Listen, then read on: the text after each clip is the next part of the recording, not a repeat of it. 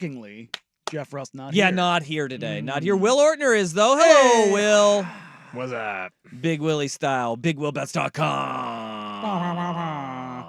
I Doing all right. wore shorts today because I actually walked outside or Oh, you looked did. outside before I got dressed. Hey, look at you. Yeah, it all happened. What a change. Well, it's only because my wife asked me to grab something from outside. Oh, okay. so I got okay, a so little- your life isn't actually changing. We haven't bullied you into actually going outside before you make big decisions on what you're going to wear. But okay, it was, you were forced to But do it was beautiful when I left the house. Okay, and then yeah. I drove through hell to get here.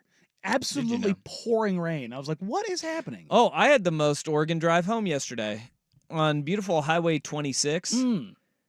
There was nothing but blue skies and pouring down rain. There wasn't. I looked like I rolled down my window and was like driving. I like popped my head out and looked up. I was like, "There's not a cloud above me." I had no idea where this rain was coming from, and I was like, just that one rain this is cloud the following most you around. Oregon thing I've ever seen in my life. Is that I had about a mile and a half of blue skies and dumping down rain, and I said, "This is what keeps it green." Because I'm an Oregonian. That's what we say. This is what keeps it green. I still remember, it was probably about 10 years ago, it was raining in my front yard, but not my backyard. Yeah, that's that always was a good the one. That's a fun weirdest one. thing. Like, I went out front, and I'm not saying like a little sprinkle. Like, it was pouring. And I was grabbing something off my front porch and moving it to the backyard. I'm like, oh, God, I'll be pouring out back. I opened the back door, and not a drop. And I'm just sitting there like, what the hell is going on? It's a beautiful thing. It's a beautiful, beautiful thing.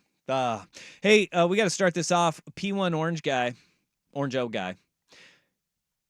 He's hitting us with this, and they deserve a mention in their props. Portland Winterhawks, WHL Western Conference champs. Hey,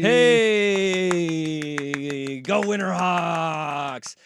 The Portland Winterhawks are honestly one of the things that when everybody says bad sports city, it's a WHL team. People show up to Winterhawks games, whether it's Blazers, Timbers, Thorns, Winterhawks even, Pickles, Hops. Yeah. People show up to sporting events. We just don't have a lot. A lot here. Hell, you get about 1,000 people a night at a freaking remix game. Is that really? Is that what their numbers were? It's like 890 or something like that. Yeah. All right. It's like G League. What's the attendance of G League games usually? Nothing. All right. Yeah. Well then, hey. Yeah. Do they still play? The Lakers used to play their games in the UCLA practice Medical Center. Yeah. Yeah, in the practice facility. Yeah.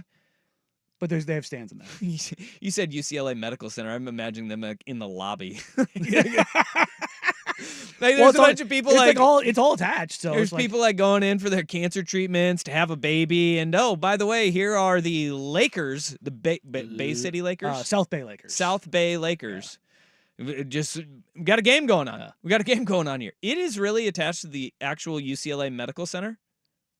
Their facility. It's not just the name of it. I'm almost certain it is. Wow, that's crazy. I had no idea about that. Know your practice facilities. No idea whatsoever. I remember back in the days when the Blazers moved from the Jewish Community Center to Lewis and Clark College. They didn't even have a practice facility, and that was a big deal. Like in the 90s, that they moved from the Jewish Community Center where they used to practice to the PF, which is really nice. It is incredible. Back when I was not broken, used to play lacrosse there. Yeah, I know. Indoor lacrosse. Yep. I have a neighbor who referees and plays lacrosse there still. Yeah. No, it's crazy. Super nice facility. All right. Well, now they have their own beautiful practice facility. Like that's times are good. Yeah, and they keep dumping money into that too. Yeah. It's a nice little facility now. Yeah. So it is actually really nice. No, they've redone it and put a new kitchen in. There's actually put in a new kitchen. It's very nice. Insane. What was wrong with the old one? The old kitchen? Yeah. I had one like those old your grandma's refrigerator in it. Yeah, it wasn't nice. Now it's like a state of the art. Yeah, like chef station. Can we compare it to the Oregon Ducks facility? Like, no. How many barbers are there? They have one bar. They have one. They have one on They have a barber. Yeah. They have a barber chair there, but it's not. No And college facilities. But hey, Good job. That's actually something on we're the show talking about. docket. Yeah, Something thanks. that is going to be changing in college sports is They- the facilities. They've war. got a theater. They've got a world-class weight room. Yeah, the Like- theater's really nice. Yeah. Yeah. All right. Well, Do you know they what's have the surprising? Dune popcorn buckets? No. No. Mm-mm. I don't know if it's that good of a theater then. No, they don't have the Dune. You can just go right down to what is it? I forget. What's the mall there in Tualatin? What's Bridgeport? that called? Of Bridgeport. America? You can go to Bridgeport. You can go to the Bridgeport Cinemas there, Mm. and you can get your Dune. Then I can popcorn finally bucket. get my Dune bucket. You can get your Dune bucket right there, or you can go to an adult shop Yeah. because that's what they fashion that bad boy after. The Dune bucket. I just want popcorn. I don't Yeah. know what you're talking about. Okay. The Dune bucket sounds like something you got to pay extra for. You actually do. You You know? do. When you go to the movie theater, you have to pay extra for the Dune You're bucket. just like, Now, you But it's saw that also- movie. Was that movie good? Dune 2? Yeah. Was it? The whole it's the best movie of all time stuff. Nah, no. No, But it was It good. was, That it was a good flick. okay. I had, when it first came out, people were like, I cried. But then I don't know why you would go didn't see it have- multiple times, and the enjoyment part of it, because it's stupid long. Oh, is it? Yeah, it's like 3 hours, 3.5. Holy balls. Yeah, it's a long ass movie. 3.5 Yeah. hours? What's Isn't it only like a part of the book too? Like Oh there's God, still yeah. a lot no, more there's to go. so much to go. It's a 3-hour movie and it's like Oh no, The it's middle. 246. So with all the previews and everything else, it was like 3.5 hours. We were there. Okay. Yeah, 246 is still long. Dumb question by me, but asking it anyway. Is because I know nothing about Dune. Nothing about Dune. Are we gonna run into like the Harry Potter problem there, where all of a sudden they get way too old and you're like, or like Stranger Things, where like the Stranger Things kids are gonna be like in college and they're Yeah. supposed to be in like sophomores in high school. But I mean, that's nothing new. Like you go back to like every movie ever. yeah, Like, Breakfast Club. All those guys were like in their 20s. yeah, I understand that, but are we gonna age out? Are we gonna No, because Zendaya is always going to look like she's freaking 20. She does. Ooh, Met Gala yesterday. There is not an event that I would rather not go to than the Met Gala. I would like to I know would that doesn't not exist. I would not want to go to that. That seems like an insufferable Ugh. fart sniffing event. Although, what's her name? Emily Ratajkowski. Yeah. Yeah. I mean, yeah, of course. Yeah. Of course. Salute to her. But you go and you look at all the videos of people like walking up. It's like there's no way you're comfortable. No. Do you God, walk no. in and then you change? And Do you there's- have like a change of clothes? And there's in also there? there's no way you think you look good. And you can't sit down. Like there's no way any of these even No. even like the dudes that are rolling in there in their high end fashion. Yeah. You're just, Ben Simmons showed up. Yeah, he That's stole probably- a clock from Flava Flav. Flav Flav. Yeah. He That's- was there longer than he was on the floor this year. I would imagine. You got to have some awareness that He- maybe I should sit this one out. He didn't look bad. What as far as his outfit? Yeah, his was. Oh yeah, of course. Not egregious. No, is he going to play in the NBA? Yeah, I Again. think so. I think so. He is. Yeah. We sure? Mm, Maybe. Maybe. We're like a. He We're like did get a lot firm of maybe. guaranteed money, so he might just be like, I'm good. Well, yeah. His body's broken down. It turns out his back is actually bad. Yeah. So Spinal. spinal. Yeah. All right. That happens. What team is he on? Is he on the Nets still? Yes. He is? Yes. Holy crap. Yeah. I had I had forgotten about Ben Simmons until I saw him rolling into the Met Gala. Totally forgot that he existed. Even Markelle Fultz. Remember Markelle Fultz? Yeah. He forgot how to shoot and had the yips and. Well, now he's the in Orlando. shoulder, We yeah. saw him in Yeah, Orlando. it's crazy, right? Shooting the basketball. In case you're wondering, Dune 2, 8.7 out of 10 on IMDb, and a That's really good. 92% Rotten Tomatoes, 79% Metacritic. That's pretty good. That's really good. Yeah, so it's like not best of all time. It's not Paddington 2, but Yeah, Paddington 2 is a good I flick. believe it's still the highest rated on Seriously? Rotten Tomatoes. Yeah, Paddington Bear 2? let's double check it. Oh man. Yeah, Steve Sanders was 40 on Beverly Hills 90210. He wasn't even the most egregious. That'd be Ian Ziering. He's not even the most egregious. What was the old gal's name on 90210? What was her name? 2 210. Kelly Kapowski. No, come That's on. Tiffany Amber Thiessen. We No. know who that is. Topanga. No. Rachel. No. Monica. Gabrielle Cartier. Oh, okay. She played Andrea. She currently, let's see, Gabrielle Cartier is, whoa. Oh, she was the president of SAG. She's 63 years old, which means that she was 33 when they were making that show, playing a high school kid. Okay. Did you see? Ooh, did you see the 32-year-old woman that just got popped for impersonating a high school kid? That in Boston? happens every couple of years. Yeah, this one is the most wild story. You haven't seen this yet? No. Oh, I need to send it. This probably should be our worst day on the Okay. web today. She's 32. Apparently is a millionaire. Yeah. So yeah, okay. go cosplay as a high schooler. Yeah. Got was going back to high school. She's a social worker as well in Boston. And she was pretending to be a 13-year-old and then a 16-year-old, bouncing around to multiple high schools, got a family to foster her in like foster care, still somehow was going to this high school and working as a social worker and moonlighting as like this foster child for her therapist Mhm. and her husband. And then played on like the high school basketball team. We've seen this before, right?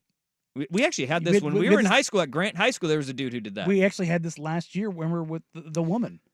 Yeah, well, that was just the JV coach who suited up and Yeah. she dominated the dojo. Yeah, it's and like- crossing chicks over. It's Yeah, like, it's like, why are you what are playing you- JV basketball? What's going on here? Yeah, but this gal, there's like every time you turn, every line of the article you read, it takes another turn. Ooh, I like it. Yeah, she is All right, we're gonna say, all sorts of Looney Tunes because she was getting bullied because students at the school were telling her, You look old.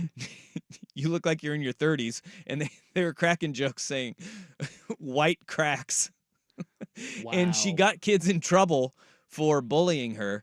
Turns out those kids were right. Good on them for recognizing it. That you don't look like us. Paddington 2, 99% Rotten Tomatoes score. Hot damn. Paddington 2, baby. It's a good flick. Mm. It's a good flick. Do you even know? Will Ortner has no idea what Paddington 2 is. Well, it's a sequel to Paddington 1. That's right. Do you know who Paddington He's a bear. Bear Okay, is? that would say, does he know who knew? No, I know who Paddington is. It's just that movie came out like while I was in college, and I had never I didn't know they made a second one, but why is it thought of so greatly? What about it makes it dope? Is it 'cause it's a kids cinematic movie? masterpiece? In what way? How many Oscars did it win? Actually, I think it actually did win some awards. It did it really? Did it really? I think it did. In your face, jerk. You're right. Probably won Best Actor. Yeah, for the bear, Who played the bear? Paddington himself. All right. Well, this was a start of a show.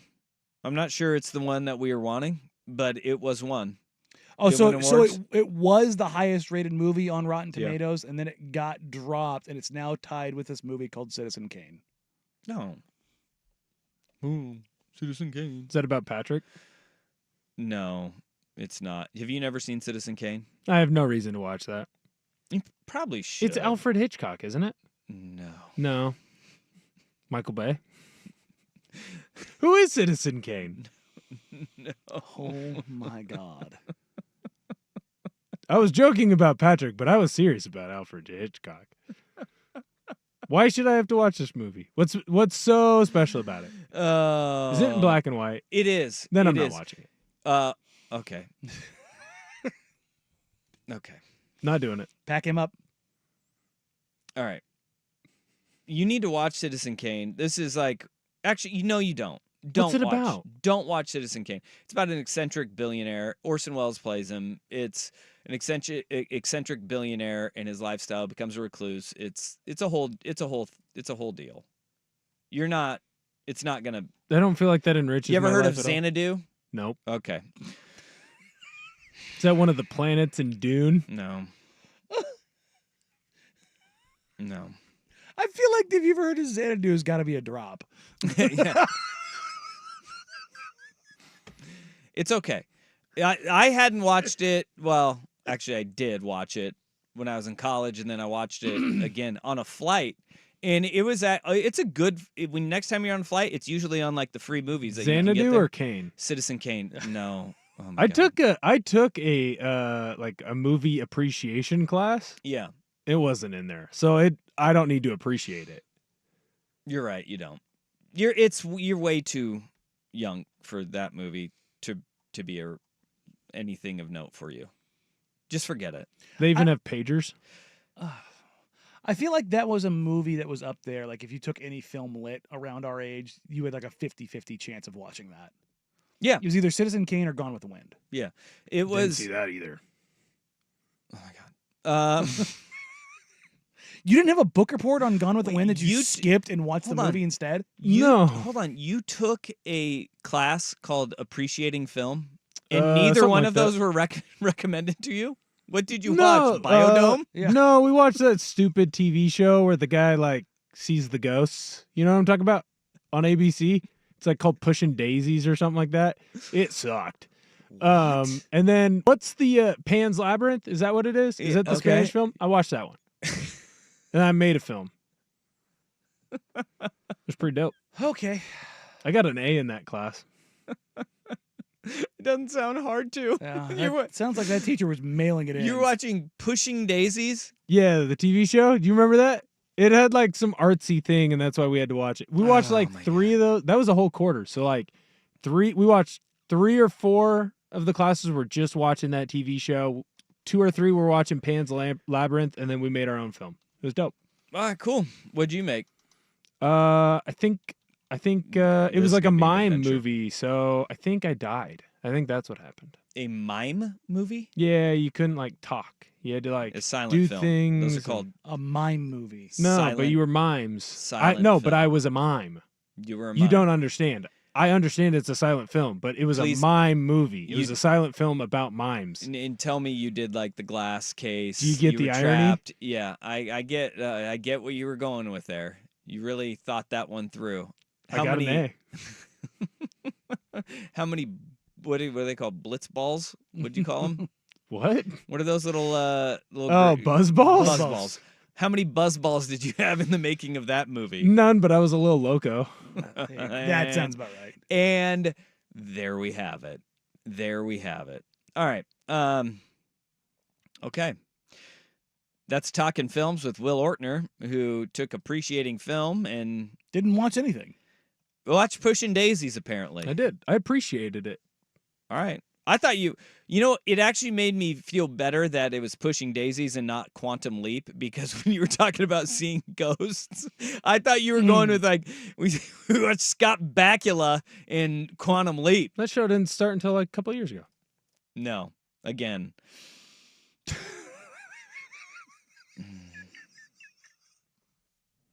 Okay. Hey, All right. yay. It's on NBC. It just started. And look, we get all of the questions that are coming in on the Vancouver Ford text line, 503-864-6326. This is a silent film class where you watch television shows. Look, I'll speak for Will on this one. This is what happens when you go to a directional school, okay? Excuse you. It is the Washington State Normal School. Yeah. That's what happens when there's a direction in front of your university. You get this. You get this. And it's not private. Like the University of Southern California Yeah. doesn't have this issue. Very, very public. No. We went to public Very, directional very. schools. We went to the most public schools. That's right. That's right. But we're still not those hillbillies in Eastern Oregon. So, Or in Western. or in Western Oregon. There you go. I meant Or Washington. Western Washington. They're tree huggers. I appreciate all huggers. Sure. Of I all don't kind. appreciate those in Bellingham. Okay. All right. Sorry, Ellensburg. Didn't know it was that that big of a. We beat them so bad they got rid of football, man. It's embarrassing. Dude, Western Washington football does not get discussed as they used to be like instead of using like junior colleges, like D1 players would just go kick back to Western Washington for a year and then go and start at like UW. The very next year is like, yeah, he needs the rehab tour because, again, direction in front of the school, get those grades up pretty easy. Yeah, it's, and then it's you amazing can how that happens. Kick right back. Lesser school, not like Central. Yeah. Academic excellence. Nobody's ever gone there and then gone on to better things. All right. Kitna did okay. The second that they left. John Kitna did do okay. John Kitna, Central Washington University. Proud alum. Is that where he graduated out of? Yeah, oh yeah. Oh yeah. Oh yeah. I think he's a math teacher. Now he is? No, that's what he graduated as. As math he graduated like math teacher. He got his diploma and it says math teacher on it. Mm-hmm. Yep. Not applied mathematics or anything like that. Okay. No. No. Math teacher. Math teacher. Okay. I mean, Again, they make it very simple. They Yeah. make it very clear they, your direction. They give you a path. Yeah. And Will says says substitute teacher. Radio Man. One of them says scientist, the other one says artist. Ah. All right, let's get this sports show on the road, shall we? Nugs get burnt and the Wolves are running next on The Fan. Hello, sports fans, and welcome to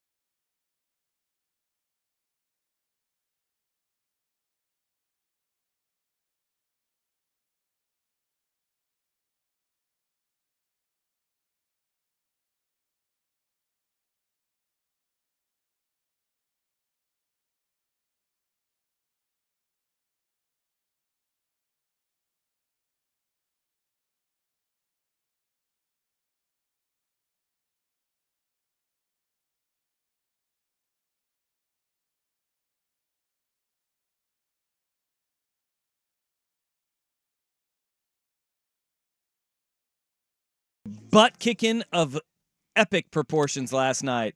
And if you were wondering, it was at 5,280 feet. Yeah, no, 5280 came up. That was the score at one point in the game.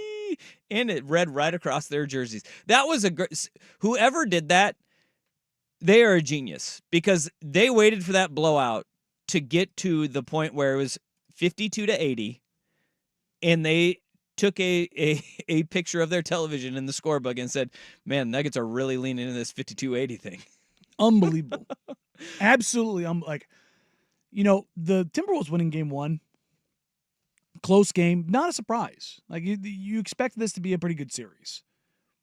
If you lose at home, it's not uncommon for two really good teams because they all finish with essentially the same record to have an upset in game one. And when you get that upset, usually game two is the home team coming back and smacking the crap out of the visiting team. Yeah, that's very normal. Especially when you have a candidate in a defensive player of the year candidate in Rudy Gobert, who was not in the lineup. He was not playing. And you have the MVP. Their depth in the front court was going to be questioned and tested, but it wasn't. At no point did the Denver Nuggets have a shot in hell to win that game last night. No. And from a team that is the reigning NBA champs with the presumptive MVP of the league this year, I don't know, in the presumptive MVP of the league being healthy, I don't know if we've seen a team get their lunch handed to them in back-to-back games like that before. Now, without the defensive player of the year, who is going to be getting the Yeoman's work on a guy like Nikola Jokic. Yeah, that Nuggets team got humbled last night. And that is not a will of a champion type thing. They got embarrassed. And you can say, it's only one game. You're down 0-2. Like 5 teams in NBA history have come back from being down 0-2 when you have home court advantage. 5.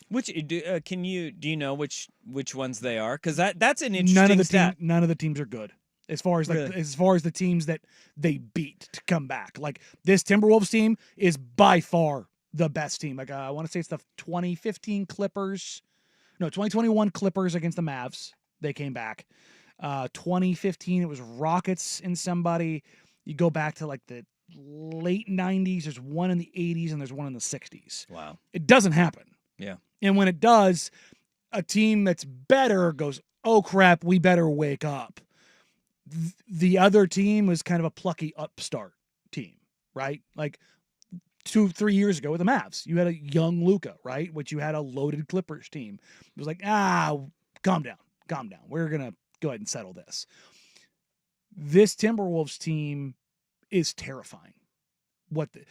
Charles Barkley saying last night that this is the best defensive effort he's ever seen was not exaggeration. No. They beat the hell out of them. They were on a string defensively that was absolutely incredible. And I think a lot of people coming out of it are making a lot of the absurdity that happened in that game, right? Whether it was the Jamal Murray, and we'll dive into that, throwing a towel, that not being good enough, so then throwing a heat pack onto the court and damn near breaking the ankle of Reggie Jackson because Reggie Jackson stepped on that heat pack and then had to kick it to the side.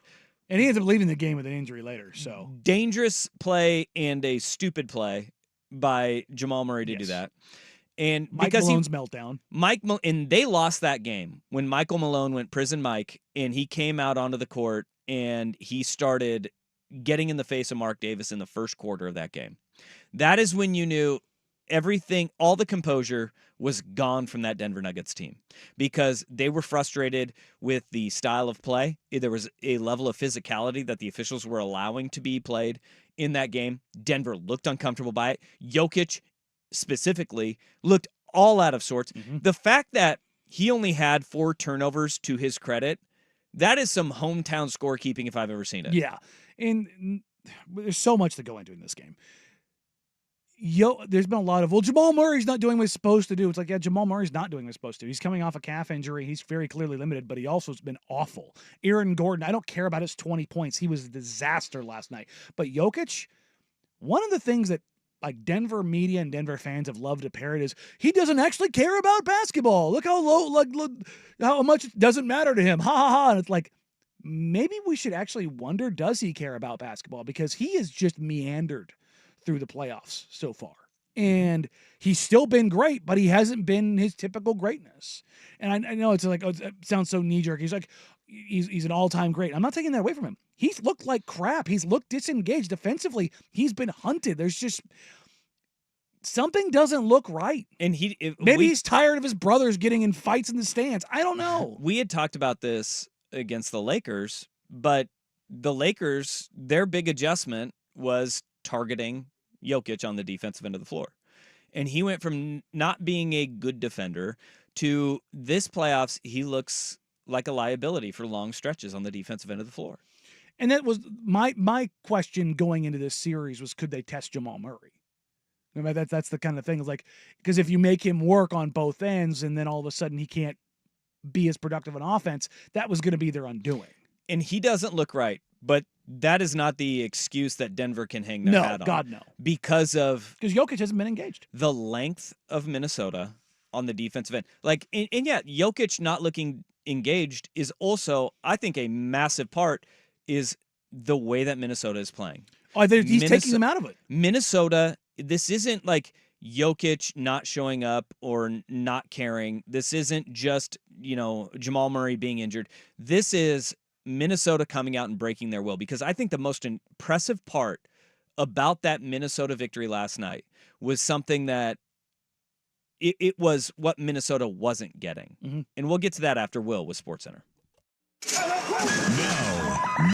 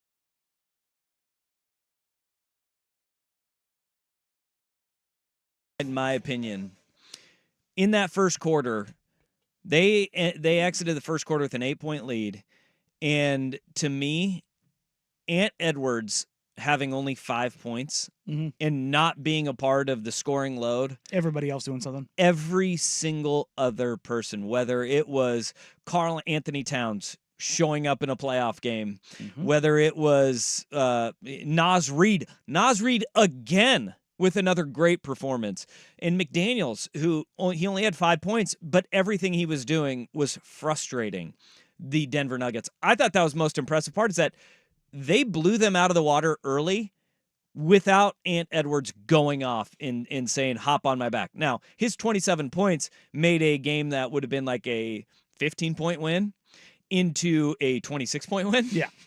You know? And he did it like it was just like any time that they would catch a little momentum, then Edwards was just boom. I mean, the baseline post spin fade was just, again, what do you do with that? Nothing. And have you seen the still shot of after his dunk, the fast break dunk where he flexed on the crowd? There's a picture from the opposite baseline, and it's a crystal clear picture of Edwards is like flexing on the crowd. And you have never seen a more sad the whole crowd Denver Nuggets crowd ever. Ever. They were broken by that. Well, I mean, you would get broken if you saw a team get 23 stocks on you. 12 blocks, 11 steals. Goodness 4 of the 5 gracious. starters had 2 steals. 3 of the 5 starters had 2 steals and a block. Okay. Naz Reid had 4 blocks, including a back-to-back block on Jokic where he just made him look stupid. That second quarter, it's 33-15 in the quarter. And that's when it just broke. I mean, they just ran them off the floor. I mean, the final 2 quarters, it's 21-25 Nuggets and then 24-20 in the fourth. But they got absolutely gassed from halfway through the first through the entire second quarter. They got annihilated. And it was steal after run out, after 2-on-1. And every time the Nuggets tried to do something, it was just done. And on the Mike Malone thing, I don't necessarily care that he didn't get teed up. I think he should have been. But I also think yelling and screaming shouldn't be tees. Whatever. But have some consistency. That's where my head is with all of that. I've seen people say, well, he was trying to fire his guys up. I don't think he was trying to fire his guys up. I think he was figuring out that he was done, that they were done. And he was trying to do anything he could. It wasn't like, let me get a tee here. That was like, I need to get run kind of a situation where that's not trying to fire guys up and give them a little bit of an edge. It was not having an answer. And What so do so you throw your hands up and you scream.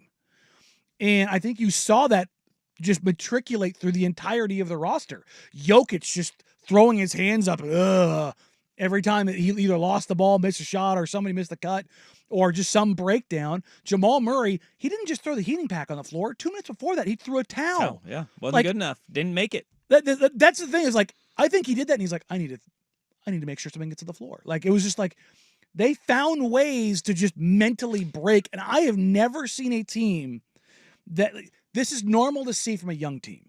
This is normal to see from a team that's mildly dysfunctional, a la the Brooklyn Nets or the Phoenix Suns, like those super teams that have been put together. Philly with Ben Simmons or with Harden. Not the reigning NBA champs. Who are supposed to be steadfast. What's also very interesting here, and you're seeing it kind of come to light, Tim Connolly built this Nuggets team. He also built this Timberwolves team to take down this Nuggets team, and my God, is it working. Yep. Text, Vancouver Ford text line 503-864-6326. Your dollar goes further at Vancouver Ford. They treat you right before, during, and after the sale. Visit them online at vancouverford.com. P1 Farhad, am I wrong in thinking last year's Nuggets title win was a fluky, lucky run? No, they absolutely massacred everyone. I will say every NBA or any championship team, regardless of your requires sport, luck. There is luck involved in it. Injury luck, which they're up against it right now with Jamal Murray. Matchup luck, which we've talked about this. Just yesterday we talked about how, what did the Nuggets say last year after playing Minnesota? It was their toughest matchup. It was their toughest matchup. right?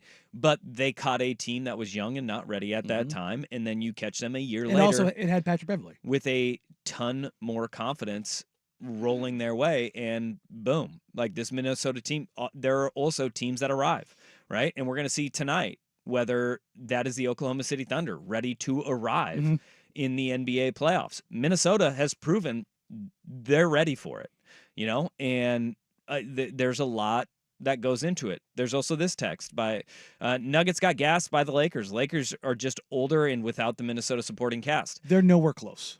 Nowhere close. Guys, I tweeted this last night. I'm starting to think that the Lakers would have lost to this Minnesota team. It wasn't just, remember the talking heads? No. If they were playing anybody else, the Lakers they would be wouldn't. in control. No. They can't score. They can't score. they got probs. Yeah, they can't score. But at the same time, the Nuggets, there probably is a little bit to that. The Nuggets also, we also overvalue the Nuggets a little bit, where they did they looked a little gassed at the end of that series against the Lakers, and it sure as heck looks through 2 games that their tread is worn a little bit more than the Minnesota Timberwolves, obviously. Yeah, it's there's been this kind of emergence, and you can see it. You saw it in the last series where the Lakers just don't look athletic, and then you look now, the Nuggets don't look athletic. The Bucks, they didn't look athletic because when you're missing Giannis, yeah, it's a big deal. And all of a sudden, guys are elevated into positions. It's like it's good to have those playoff veterans, but if you aren't athletic, we'll talk about the Knicks Pacers game in a little bit. Love that series. The reason why the Pacers have a chance in this series is because they're so athletic. Because they can present opportunities. You look at this Timberwolves team, whether it's Jade McDaniels, Nickeil Alexander-Walker, Anthony Edwards, Cat, Rudy Gobert. Like, you can get your jokes off all you want about Rudy and getting played off the floor. He doesn't get played off the floor. That Utah team did not have the supporting cast necessary. You're seeing it now. And Cat finally showed up. Yeah. Cat showing up is like welcome to the party, Cat. And maybe it just took him a while to figure it all out. But if you look at the level of athleticism in these teams, the reason Dallas looked better, they're younger and more athletic. The reason Oklahoma City looked better, they're younger and more athletic. Like, you just find it everywhere, at every turn right now. The younger, more athletic teams are looking better. And that playoff experience, air quote stuff, while it matters, it seems to be mattering less and less. Look, I don't like to overreact to a single game, but we have 2 games, and there is legitimate cause for concern for the Denver Nuggets to be very worried losing both games on your home court, and not just losing them, but the way that they did, right? How different would Denver be feeling if they had a finish like we had in that Knicks-Pacers game, where you can say, hey, ball bounces one way or the other. If Isaiah Hartenstein doesn't make a half-court shot at the buzzer, right? How different does it look? And then also, I think there was a buzzer beater at the end of the first quarter in that game too, right at the end of the first, wasn't there? I don't remember. But it's like that you're saying, it's on the margins. Nothing about the first 2 games has been on the margins in this series. It's been a throttling. And another on the text line, the Lakers led for 3/4 of the series. The Blazers had 14-point leads at halftime of every game in the Western Conference Finals in 2019. Yeah. It was not close. But the fourth quarter was not just dominated by the Nuggets in that series. Yeah. Every game. They flipped the switch and said, okay, time to play. But when you're down by 30, can't flip that switch. That switch doesn't exist, especially with a team that plays defense like that. Yeah. It was it was pretty.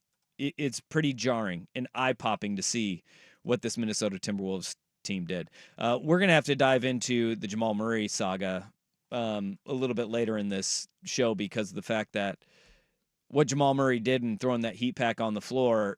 It's getting a lot of buzz and a lot of attention in the NBA's handling of it. Do they come over the top with more than just a substantial fine for Jamal Murray? Yeah. That is a legitimate question that people are asking, and that could be the nail in the coffin even more so for this Denver Nuggets team if he does have to miss a game. But we'll change gears here really quick because the media get it right. Mm. Media get it right. Next on the Fan.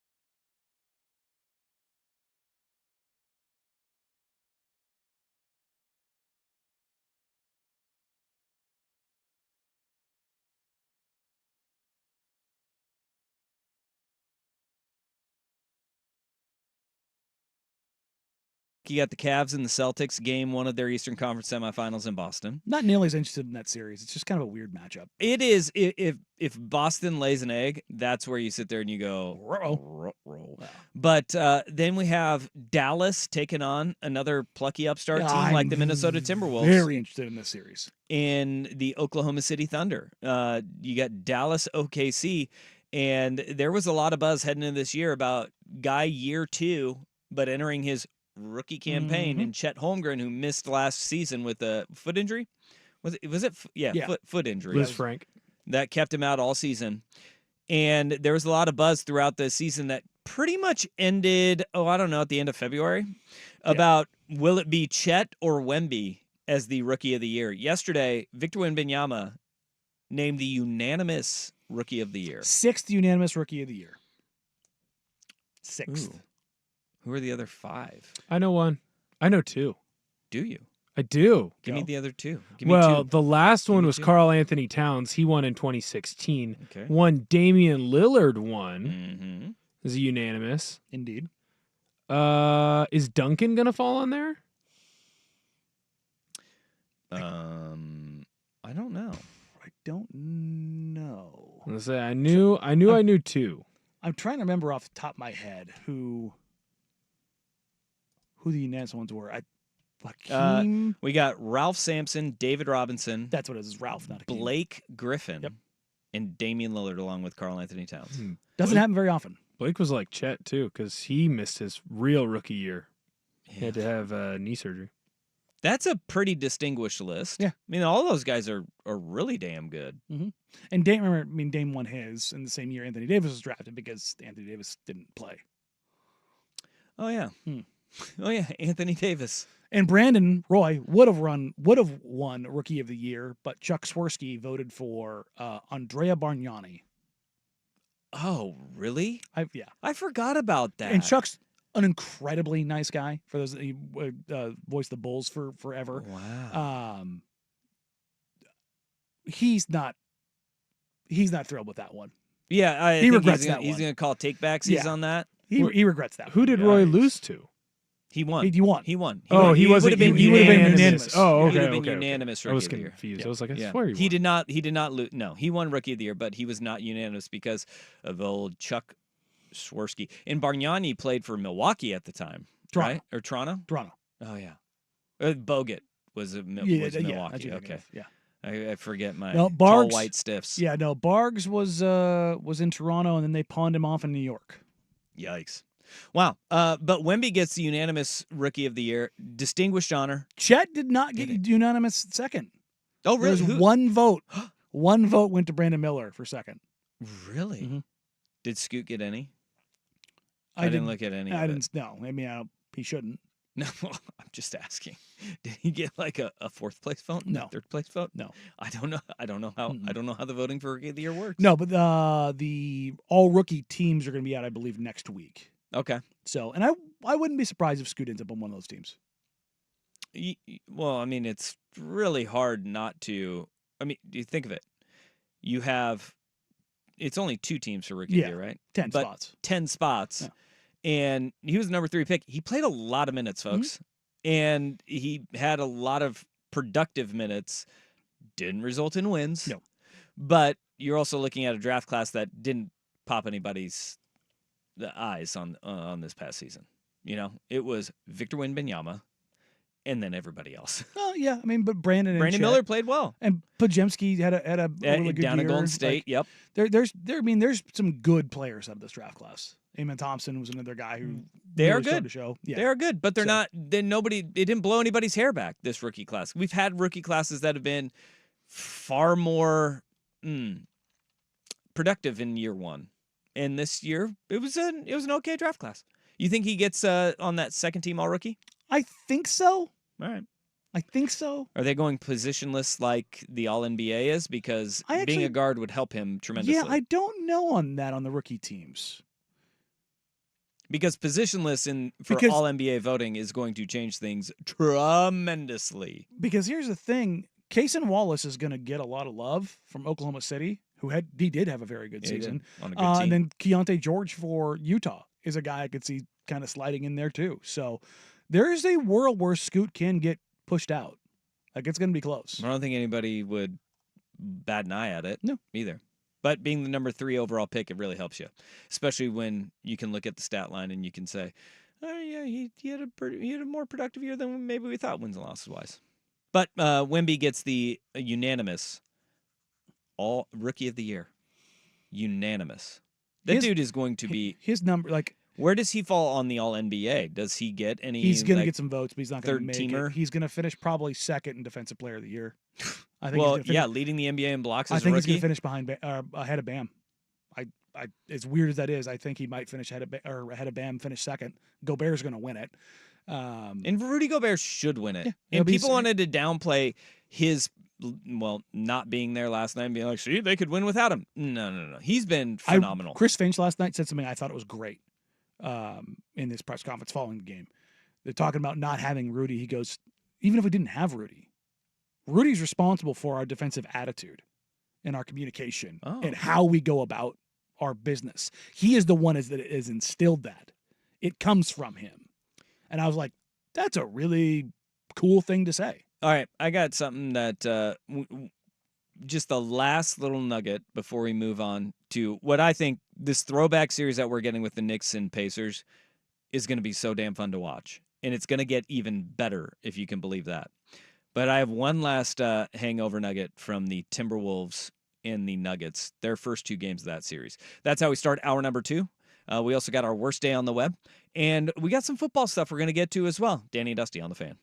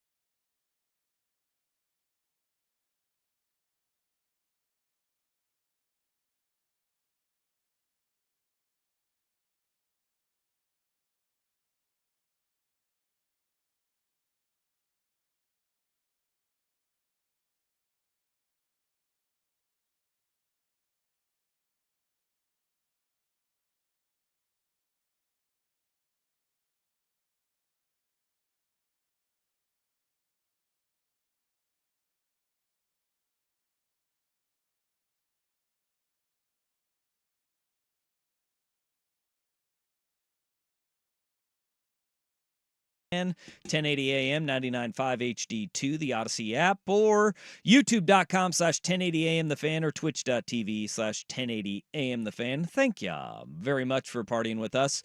I have one thing left over from the Nuggets Timberwolves. Oh, there's gonna be plenty to come. Yeah, well, yeah. Chris Finch.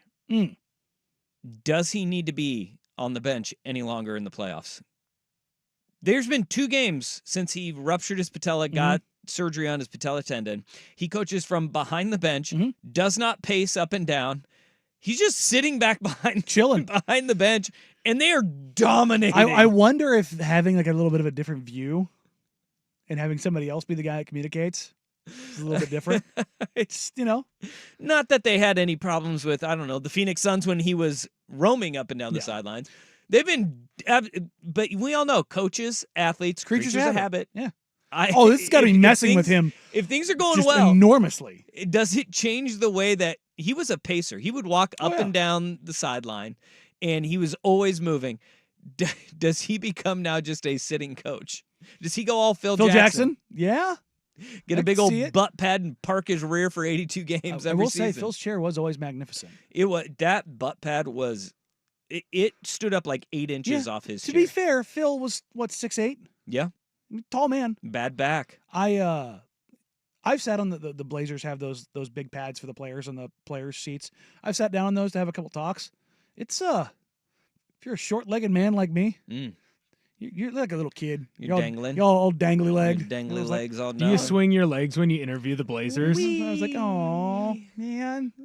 You're like, DeAndre, when do you think you're going to start dominating? Hey, I see what you did there. Speaking of dominating, that Knicks and Pacer series started with a bang last night. It did. What a game that we had. It felt like a throwback game, minus the flop by Dante DiVincenzo at the end of it. Nasty work. Yeah, we wouldn't have seen that in the 90s.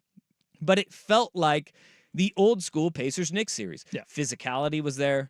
The MSG was absolutely incredible. 4th straight 40-piece for Brunson. Brunson goes off. Your stars were making plays left and right at the end of that game. Josh Hart couldn't miss. Officials were being blamed by both fan bases, which means that it was an all-around poorly officiated game. Think about but they this. nailed it.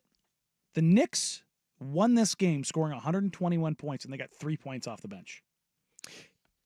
And this is where I go to, is this sustainable the answer for the to New me York is Knicks? No. And that's always been my question with the Knicks is when you only play 7 guys in a playoff series that is going to be as physical as this one is, as fast-paced as this one is going to be, are there 3 guys that they just run into the ground, Brunson, Hart, and OG. And last night, it was DiVincenzo as well, because all 4 of those guys played over 40 minutes. Coming off the bench, including Josh Hart, who played every second. You got 3 points off the bench, but your bench only contributed, 27 minutes? And 4 of those came in one stint for Precious Achiuwa in the first quarter. That is going to be the red herring in this entire series. Yeah, because the Pacers played 9. And they played deep. You had 19 for Obi, 13 for Isaiah, 22 for McConnell, 18 for Shepard. Okay, and here's the thing for me, and this is what can't happen. This happened in Game 1 for the Pacers against the Bucks. Tyrese Halliburton went 2 of 6. He only took 6 shots. It's not the 2 that bothers me. It's the 6, and he has already come out and said, "I had the same thing happen last series. I've got to be more aggressive." TJ McConnell played well. Shot 55% from the field, 9 of 16 from the field, 18 points. That's what the Knicks want. They want TJ McConnell taking shots. Look, TJ McConnell, everybody does. You just go down that road and you go, okay, sure, whatever. I am not going to. That needs to be inverse. Tyrese Halliburton needs to take 16 shots. TJ McConnell needs to take 6. There needs to be a 10-shot swing there, because Tyrese Halliburton is too good to not that happen, and he's still dealing with a hamstring. That's still an issue. But you look at what they were able to do. They get 18 off the bench from McConnell. I think you can get that from Toppin. I think that's kind of a guy you're looking at in this series because he wants a little get back with the Knicks, let's be honest. But I think you can get a lot more out of Halliburton. I think the physicality in this series, the Pacers are up to that task. but the Pacers are also up to running the possession count up. And I don't know if the Knicks can hold on to the style that they want to play if the possession count ends up like this. You had 88 shots for the Pacers and 82 for the Knicks. That's getting to, they want to play in the 70s. That's where they want the shot total to be. Because if they're getting up and down the floor and this is a 120 plus game or 117 is probably the cutoff.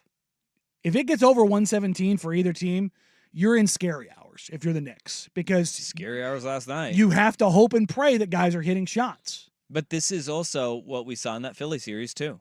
I mean, they just play to that final minute of the game, and then it becomes a backyard brawl. And they came out on top of game one. Tom Thibodeau was asked after the game about playing guys like Josh Hart for 48 minutes and stretching his starting lineup so thin. Well, I think it's important. You do whatever, you always put the team first, whatever's necessary to help the team. That's what you got to do. And right now, that's where we are, and that's where we've been the entire season. We've been shorthanded the whole season. So, this team has the belief that they can win. So just keep whatever you have, give it to the team. And that's what we're asking everyone to do. I don't think you can continue to ask these guys to play 48 minutes, 44 minutes for Brunson and have that production in OG Anunoby to have that, because you're going to be going into a 7-game series because this series does have that feel of this is going to be a prize fight. They're going to be trading blows back and forth. This thing is going to and the pace is going to be pushed. That's the thing is this is not a grinded out series. The Pacers want to go. Look, you can talk about the Knicks and competing and all those things and heart of a champion and they don't run out of gas.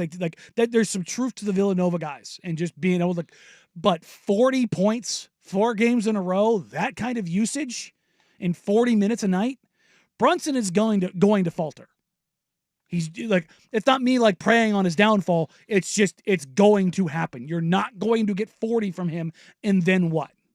Well, in like you were talking about those Villanova guys, Ian Begley, who covers the Knicks for SNY TV, Brunson, Hart, DiVincenzo scored unassisted of 109 of the Knicks' 121 points in game one.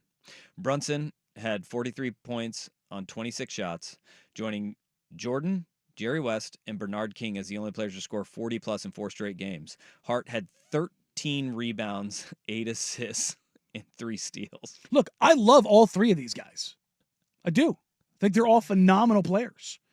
But there is a breaking point even for the best, most well-conditioned, most heart, dive on the floor, Villanova attitude guys. It will catch up to them. You know that those guys, too, this comes from the AP, 92 points by the 3 Villanova guys is the most from players from one college in one team in a playoff game in NBA history. The previous record was 86 points by De'Aaron Fox, Malik Monk, and Trey Lyles. I immediately went to Kentucky, and I I was Kentucky hasn't had enough guys on one team to have a night. It was game 1 last year for the Kings Warriors. 3 Kentucky guys did it. I thought about North Carolina and Kentucky immediately, and I was like, the North Carolina guys have always been spread out, but the Kentucky guys have they've been on the same teams together. Yeah, but last night the most by any college on one team in the NBA playoffs in NBA history, which is crazy. And they're working these guys to the bone. And I don't know. And this isn't new for them. Like, this isn't like a Tibbs thing, or like Josh Hart has been like. I love Josh. Like, he was only here for a short time. I love covering the guy because he was a maniac. Dante DiVincenzo, with the exception of his knee injury, has always been this guy. Jalen Brunson has always been this guy. Like, if you watch those 2018, 2019 Villanova teams or 2017, 2018 teams, this is what they were. And like the fact that they have that relationship they could go back to being in the dorms together, that does feed into this. That does make this an incredibly unique story. Like the bond that they have, the trust that they have, like no matter what, there's a little bit of a militaristic barracks relationship here because this isn't bringing guys together that are coming together as a team. These are guys that were already together. These are guys that are brothers. Those bonds long forged. Just remember how excited Brunson got when Josh Hart was when he got traded to New York, and he was getting his number retired at Villanova. And I remember that video of how excited he was. Like, no way, we got Hart, let's go, Like that. Let's go. Those are their brothers, and so there's that kind of feeds into that cycle. But there is a breaking point for that, and I don't know the lack of Julius Randle and having that offensive outlet valve. I just don't know. I think if you're Indiana, you feel really good about how that game one went. If they get game two, it's going to be a nasty series. And it's going to get even nastier because Reggie Miller today confirmed that he will be on the call for TNT game 2 in MSG. I hope they have Spike. Bring Spike on air. Well, he was there last night, front and center, and he'll be, the way that the broadcast is set up, he'll be directly across from Reggie. So they might be looking at each other. I hope the Reggie entire just broadcast. mimes the choke signal if the Pacers have an opportunity. But Rick Carlisle, like, I think game one, if what you wanted to do was establish pace. You saw the blueprint. You saw what they want to do, and they had their puncher's chance. And officiating had a ton to do with that. And, I mean, we'll dive into that a little bit later in the show because it was a bad night for them. Yes. I mean, there were 5 pivotal calls that they got wrong. that they got wrong. They got wrong. Woof. And it was a mess in that regard. But I don't think it took away from the drama that we got as it resulted last night, because the drama was incredible. All right, 503-864-6326. That's a Vancouver Ford text line. Coming up next, where's this money going to come from? Danny and Dusty on the Fan.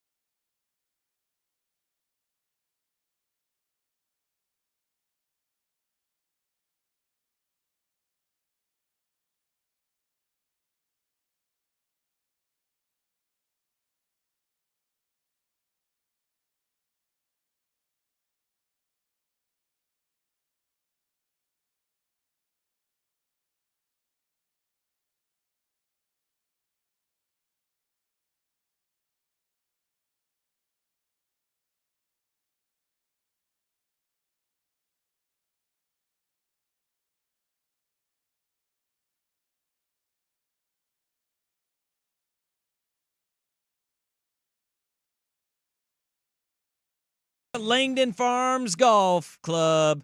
It happens Thursday, July 11th, and we have an afternoon and a morning round for you on that Thursday. You can choose from. Just go to 1080thefan.com and click on that link there. Get your foursome all signed up, ready to rock and roll. We got the Michelob Ultra driving range. We've got the Dewars Par 3 6th hole, where we're going to have all the shows are going to be out there hosting the show. So when we're not on the air, we're going to be circulating through that 6th hole, helping you get a hole in one. Well, that's not true. I mean, I'm going to park there. We're going to try and hit the ball as close as we can for you, and we're going to give you the line. We're going to give you the line. We're going to give you the line. Some may be better than others. But food, beverages, other options going to be all over the course for you. Go to 1080thefan.com and sign up. Spots are filling up fast, so go there. It is Thursday, July 11th out at Langdon Farms Golf Club. It's the Ottotown GMC Presents 10th Annual Fan Golf Classic. Can't believe it's already been 10 years. No, 10 years 10 of that years, tournament. It's crazy. It's crazy. Will was like 16. Yeah. I just got in my car. Actually, we took 2 years off, so you were 14. Yeah. I had not gotten a car. The COVID's happened. Yeah. It did happen. I would have been getting ready for my freshman year of high school. Look at you. Look at you. I had How hair. times have changed. I get my. Wow. I think I'm gonna get my mail forwarded to the 6th hole. I'm gonna set up residency. You there. should. Yeah, you should do that. You should do that. Well, you not from noon to 3 because you got to be. We're actually doing a show. Are we? Can't be. Yep. Can't. You got to Can't do it. commute. I was. I Can't mean, do I can Can't cart do from the hole back Can't down. do it. Can't do it. I was right. sober for the show.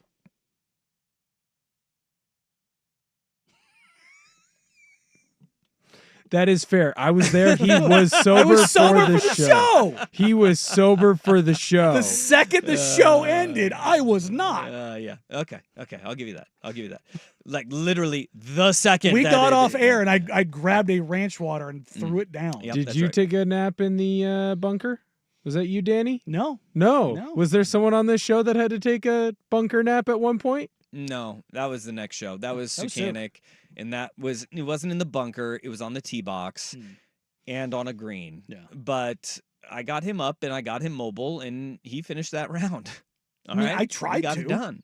I We got tried it to done. get to that spot. It just Yeah. wasn't happening. All right. Hey, we could have the biggest change to college athletics that we've ever seen, and it plays in part to the revenue share that's been bandied about for college athletes.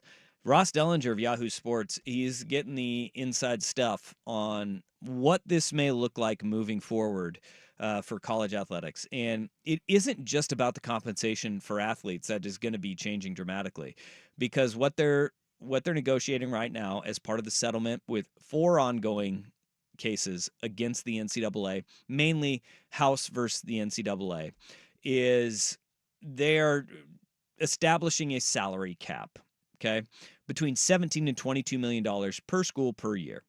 And in this, they're saying that, look, there's money to be had, but things are going to be changing dramatically outside of that, because what part of this change could be is a radical shift in the way athletic departments spend their money. Because right now, what we're looking at is athletic departments spend like about $300 million a year. About $300 million a year. But The GDP of small countries. when you look at the way that this money is being spent, Dellinger kind of outlines it. You're looking at 60% of an athletic department's budget is in coach salaries, coach buyouts, and facility upgrades. Highest paid coaches right now. Saban had the clause built in. He got pushed up to like what, 16? I don't think he ever got that high, because now you have Kirby Smart at what 13.5 is what his is going to peak out at. He's the with his first extension. one to have an average annual of $13 million. Yeah, yeah, he's getting paid. That's going to go away, and you're going to see coaches back down in probably in half that. Well, and what you're going to see is, Kirby Smart, and rightfully so, because of all he's brought to Georgia, he has a contract extension that's going to be pushed out until like 2033, I think is what it is.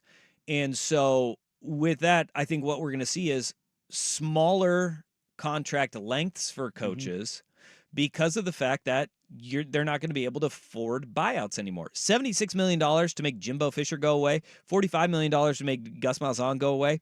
That's going to be a thing of the past. Going in dipping into Washington, if you're Alabama, to pay, a $17 million buyout for Kalen DeBoer, those things are going to be gone, and coaches are going to have a little bit of a longer leash, and contracts are going to be a little bit shorter because of the fact that these universities are actually going to have to be responsible with the way that they spend their money. It also is going to, I think, because of those shorter contracts, it's also going to put a little bit of more pressure on coaches. Yes. Because you don't have the certainty to lock in. Or if you do, you don't get to leave. Exactly. So dig in, buddy. And so what we're seeing is you're going to see kind of the condensing of that money being spent.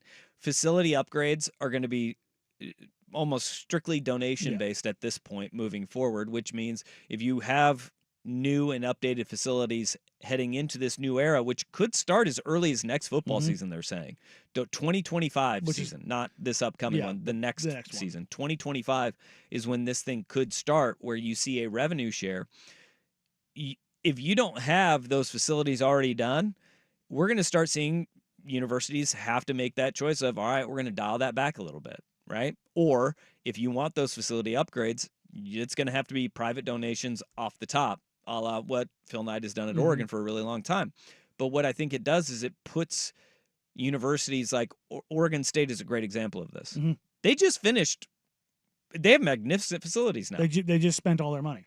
They have those facilities that they're going to be good. They don't have to invest right now in upgrading those like Florida State does, because Florida State is in the middle of saying, boy, we need to modernize this athletic department. They're going out and what was it? $382 or $382 million is what they're trying to fundraise right now. Slight difference. Yeah, a little bit of a difference.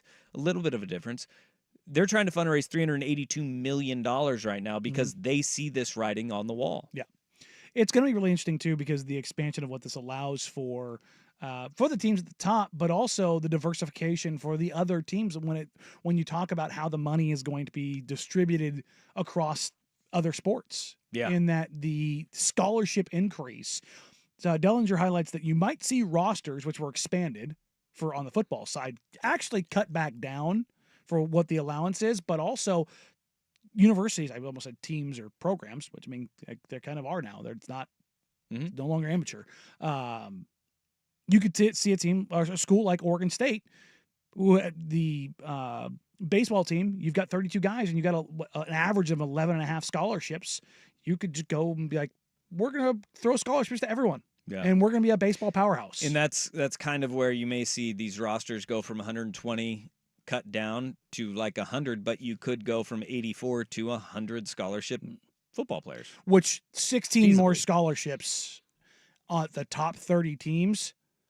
Think about that real quick. And that's a significant number. And that's a rounded out number, but that's where we're at. And there's a lot of teams that are already circumventing this. Like just last year, you had Michigan did this with one of their starting defensive linemen who was a graduate student. They approached him and said, hey, what would you be willing to be considered a walk-on technically this next year? I think it was Chris Jenkins maybe who did it. Yeah, I think so, yes. But he was a graduate student, and graduate school, far cheaper than your undergrad, they offset it by NIL.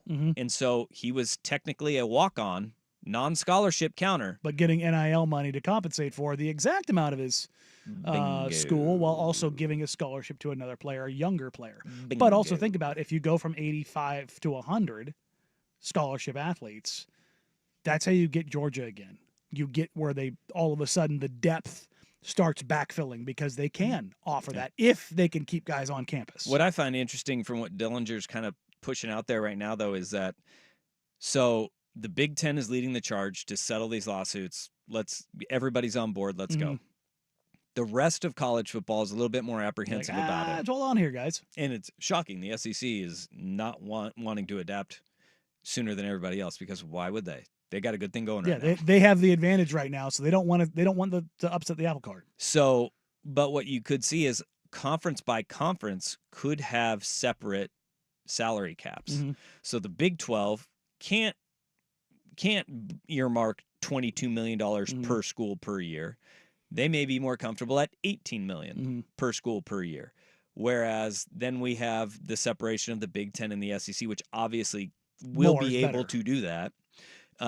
That's where that separation, but even within those conferences, if Northwestern is not wanting to play ball that way, their cap will be a little bit lower than the other schools, but there will be a floor in which they're going to need to spend to be a part of the Reindeer Games. Otherwise, you got to go. You got to go. Separate them. And if you have tiers to it, I think then we have more of a college football landscape, especially, that makes sense. Makes more sense. Because as far as who's operating on the same levels. folks, if you're saying that this is going to change things dramatically, it's already I'm happened. here to tell you, we have our haves and have-nots within conferences right now. The only difference is that now the books are out in the open. Nothing's changing. Yeah.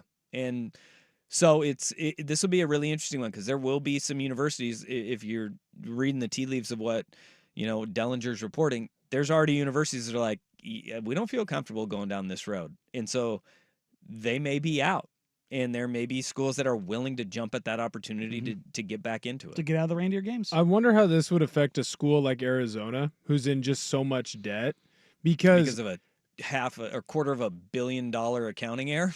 I would Right. say that's Seems a like pretty big one. Seems like a weird place to put a zero. there's no chance that they're the only ones who are in debt, or at least don't have as much money as they expected. I mean, most of these universities are still feeling the effects of the COVID stuff from 2020 and not getting the donations and all that kind of stuff. So I wonder if there will be more schools than we realize, at least at first, if this is the model that they go with, that have to say, we cannot hit the maximum rate. We just can't hit that salary cap. And look, there's a lot of gripes that are justified from Oregon State fans about the way that things played out for them. But I've been saying this for almost the entire time I've worked here. One of the great things that Bob DeCarolis did, and he said in the moment at the time, is we are going to pay down our debt and then we are going to spend. Oregon State financially is in a better spot than Arizona, Cal, which is hemorrhaging money left and right, UCLA, and because they got their books right before they went out and upgraded everything. Yeah. Now they've upgraded all their facilities. They are in a far better situation as far as the books look. Not their lot in the conference realignment, because that still sucks. But their financial situation, as it pertains to the outlook, is better. Could you imagine if they spent money that they didn't have at the time, right now? and then they're in this position? That's a place you'd never want to be. No. They were very smart in that regard, and it hopefully plays in their favor moving forward. Yeah, maybe there will be a team that looks at it and says, we can't pay the bare minimum. Oregon State can now jump on it and say, well, we can. It's kind of what SMU did, and that's how SMU was able to get into the ACC. That's the way in. Yeah, but they also had all their billionaires saying, you don't have to give us any money the first 4 years. Yeah. We'll take no money. We got it covered. Even though we have a small alumni base, they got lots of money. Still needing that cash influx. So, coming up next, it's our worst day on the web, and I have a real suspicion. I think we've probably talked about Austin Rivers before on the worst day. Yeah, we have. The Rivers family has been in here a time or two. A lot. Yeah, and we'll dive into not necessarily how stupid the thing he said is. It's more of it's a debate, kind of, maybe. But first, here's Big Bill Betts at the Sports Center Update.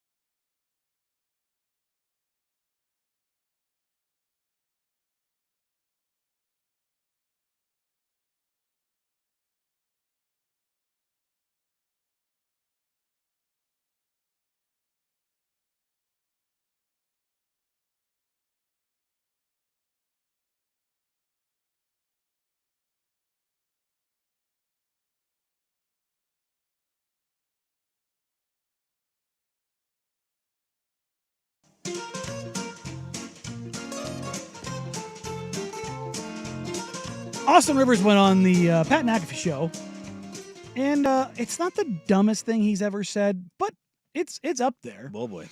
He said that there are 30 players in the NBA right now who could play in the NFL, but there's not 30 NFL players that could play in the NBA. Neither of those is true. Well, no. the NFL players can play in the NBA either. There are not 30 NFL players that could play in the NBA. There's probably a couple. There are definitely not 30 NBA players that could play in the NFL No. either. I mean, there's not. The physicality alone, most of these guys are bred different. I think that there are more players in the NBA that could play in the NFL, though, than there are NFL players that could play in the NBA.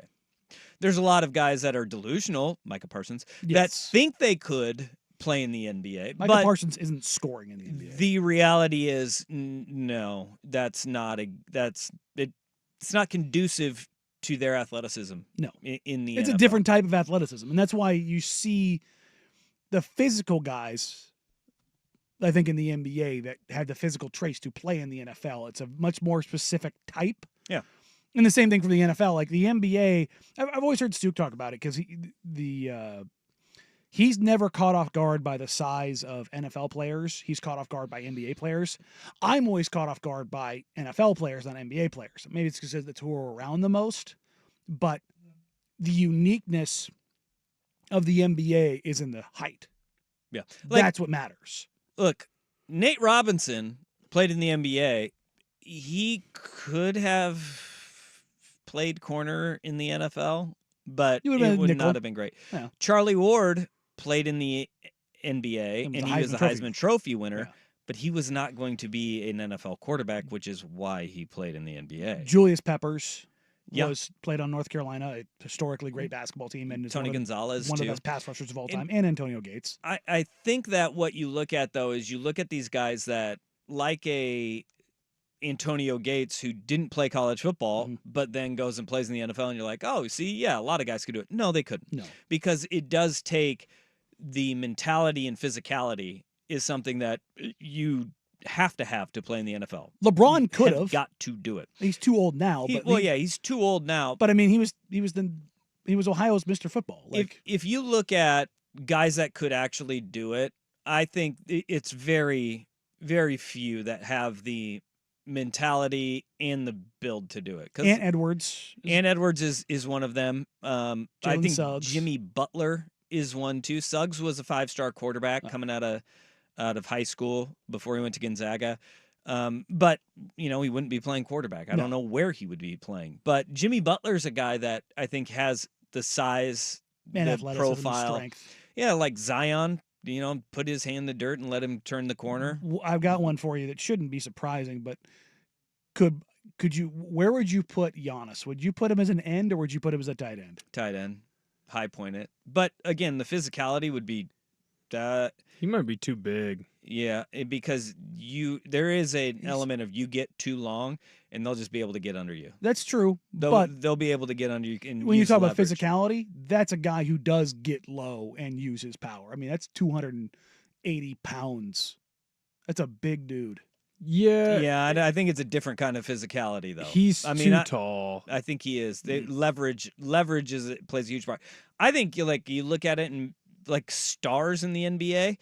I think there's very Not too few many. stars. I think guys like Obi Toppin. Yeah. That's where you go. All right, dude is like 6'7", 250, and can jump through Out of the the world. gym. Yeah. And you go, all right, you can high point a ball and go and do that, right? I mean, go and put him at tight end, put him on the outside, put him in goal line situations because he's big, strong, and physical, but he's not 6'10" to where it becomes your height Too becomes big. a liability. I think Suggs is a great example of it too because he's like 6'5", Probably about 225. yeah. See, that would be a very big target that you Yeah. could because and that's the thing is 6'5", That's Calvin Johnson. 225. Yeah. But he doesn't run like Calvin No. Johnson. And that's the other thing too is that guards, it's going to be really tough because NFL speed is different than NBA speed. Dame It's was a guy in quickness his and prime change of who I could direction. see being a running back type. Yeah, he's too tall to be a running back. He's even too tall. All those guys are like 6 foot, and 6'2" is not that big. Derrick Henry is your biggest running back. He's 6'4". yeah, I don't know that he's 6'4". Is he 6'4"? I think he's 6'4". yeah, he's something like I 6'3", thought he was 6'4". closer to 6'2". But again, runs upright, and he's just a physical freak of nature. Yeah, most of the running backs are 6'3". like 5'10", 5'11". Yeah, little muscle hamsters Mhm. down there. Yeah, And so it's really hard because like guards would have a problem. You got to be like small forward is probably the That's position a- that yeah. translates the best. Power forward too, especially like the Yeah. like that's what Tony Gonzalez, Antonio Gates, that's what those guys all were. 30, not a chance in hell. Austin Rivers. No. There are not 30 guys in the NBA. Zach that Randolph could could have go been a and play. blocking tight end. Zach Randolph could have. Like, dude, Honestly, Zach Randolph probably would have been an O lineman. I could see him packing on the weight because the You footwork move him to tackle Yeah. and you use their long levers. Yeah. That's what with you that do. footwork and that big butt. Yep. You sit there and you say, "Let's get you up." Who in the Three NFL can Billies. play in the NBA? Like there isn't a lot of like everybody talks about like like Myles Garrett because he does like off-season runs. He's not that kind of dude. Although he has insane athleticism, there's not I don't think a, they're. like maybe a Marvin Harrison Jr. you're type. you're looking more I think at number one at wide receiver. Mhm. Like but even then there's not a ton of high-level basketball guys that are on NFL teams now. No. Look, the thing in all of this is their bodies would have to change dramatically Dramatically. either way. Yeah. Right? Like you look at a big offensive lineman that's 6'8", right? He's not going to be 320 pounds playing basketball. No. You'd have to change his body You completely. you do and the he'd Joe have to- Thomas. He'd have to slim way down. So that's what makes that conversion way harder. Yeah. Is like what happens. Like Odell Beckham Jr. would have been a good one for a guy who could have played basketball, but I don't know. He's too Yeah. old now. He's like that LeBron, like way too damn old. I don't know what guys that would be. I know Micah Parsons thinks he could. He can't. He couldn't. But it's also funny. couldn't. Micah Parsons looks like an animal in the NFL. Oh, he's a point guard in the NBA. Well, height wise. But yeah, Height wise. But you're talking about his body changing. Like he's not going to play in an NBA game at Yeah. 250 pounds. Yeah, but he would eat people alive with his strength and physicality. He would do that, but he's not scoring anymore. Yeah, that's what I'm saying. Like that's Yeah. the thing is like the biggest. That's why you have to go almost tight end. Mhm. And you look right now, like Travis Kelce, not a basketball guy. That's a really dumb thing for Austin Rivers to say. Yeah. Well, it's a classic thing where people want to make their sport the hardest. So by saying that you can have this amount of people that could play in another sport, you're basically saying that your sport it's the hardest. There've been a lot of people doing this right now with like, look at CJ Stroud, look at Micah Parsons, they're elite athletes, and then watch them throw a baseball. They could never play. And it's like, well, yeah, they grew up playing football. They didn't play baseball, or if they did, they stopped and put their elite focus and athleticism to It's football. a completely different skill set. Yes. And the one thing that Austin Rivers like fails to realize is that you get hit by in an NFL game, Mm-hmm. you're gonna pick up a basketball again really quickly. Yeah. And you, Draymond did it. Draymond Yeah. did do it at Michigan State. Draymond Green tried, did a spring game, got his ass kicked, and He's went, handed it's a to him. lot easier to try and fight Yusuf Nurkic. Yeah. That's a great one. I forgot he did that. Dre's a good one too because like that Draymond again kind of fits that physical profile. Yeah. You talk about a guy who plays physically, and he went on that Michigan State campus for football and went, I've made a poor choice. This is a bad life choice. And that's Michigan State. A good team, not a great not a college great team, and definitely not an NFL team. So, Not with a lot of NFL DNs. no. But it's kind of where it ends up. Oh, that's funny. Coming up next, one of the greatest lines in NBA history has an anniversary. Danny and Dusty, 10 to the fan.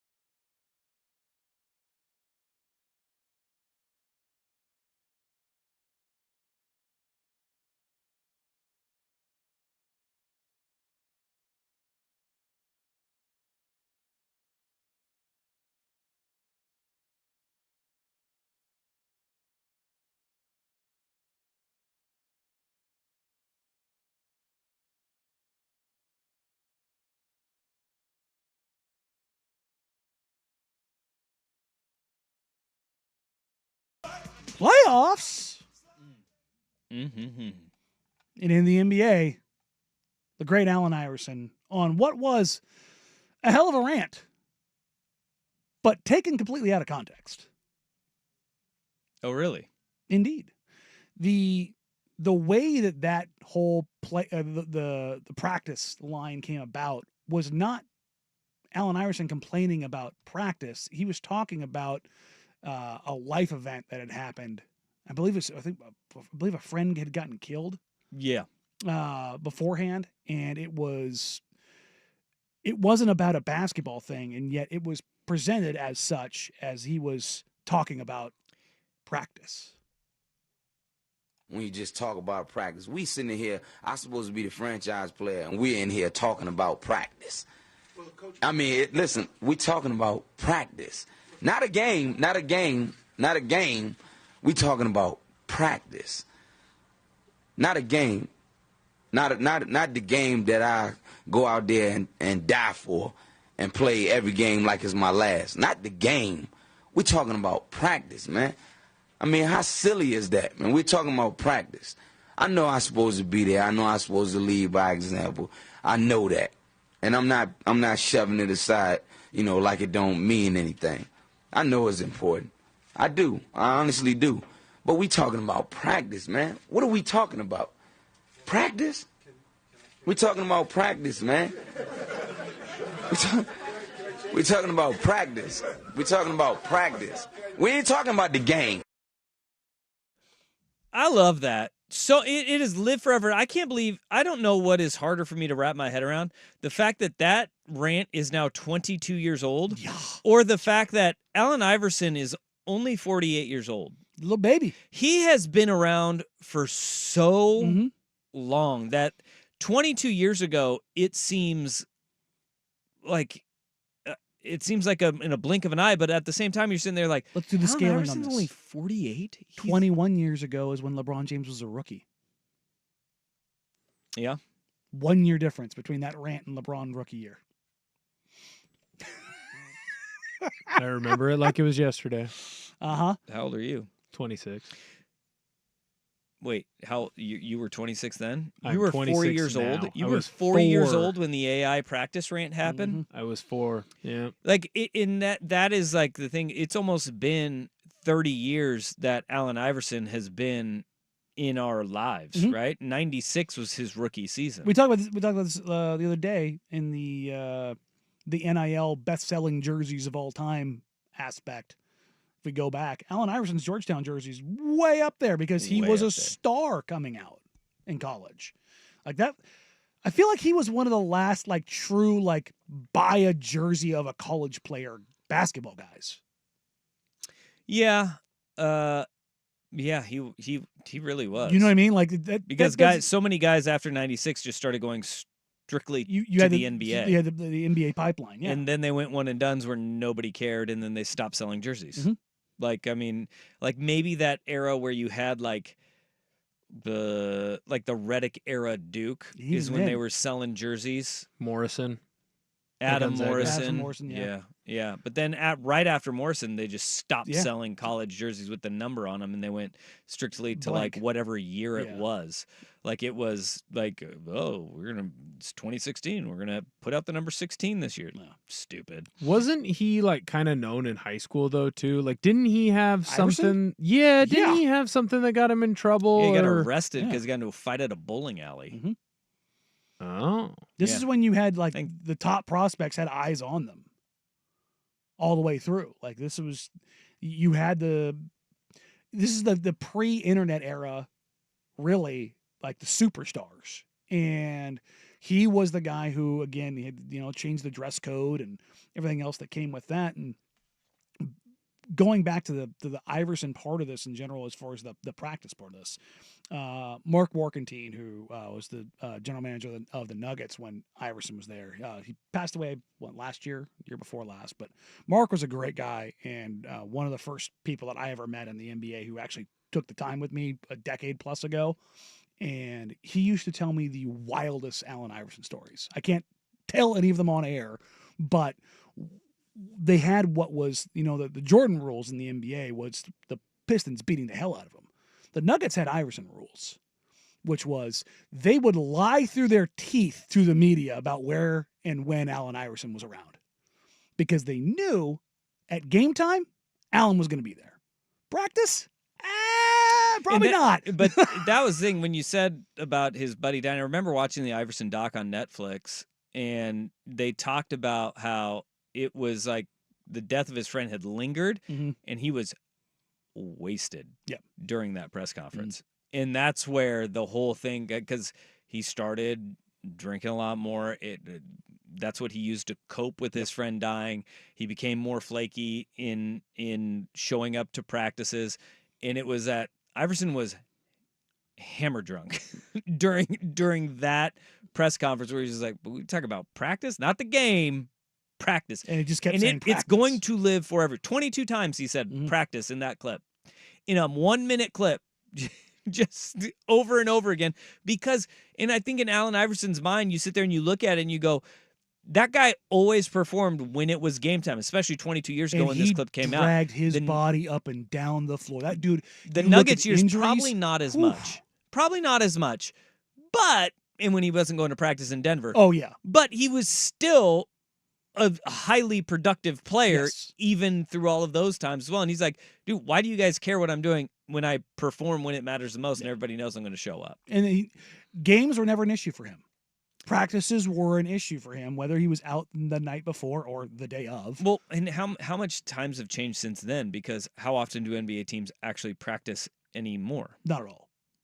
Right? Like, but that was a time where every off day they had a film day, and it's like they had a film day that they also may have turned into a walk around, which may have turned into a practice, and it's like it's all done in secrecy now. But yeah, no, the Allen Iverson stuff is the revisionist history about versus how he was viewed then versus how he's viewed now, and the impact that he had both culturally and on the game is pretty significant. Yeah, it's pretty significant. I wore an arm sleeve. Dude, YMCA Will Ortner. The question and the answer shoes were the last great thing Reebok did. I don't care what you say. Oh, yeah, no. They're the last great thing. Yeah. They only did like 3 things in basketball well, which was the pumps, the question, and the answers. Yeah. Like they were unbelievably, wildly popular shoes.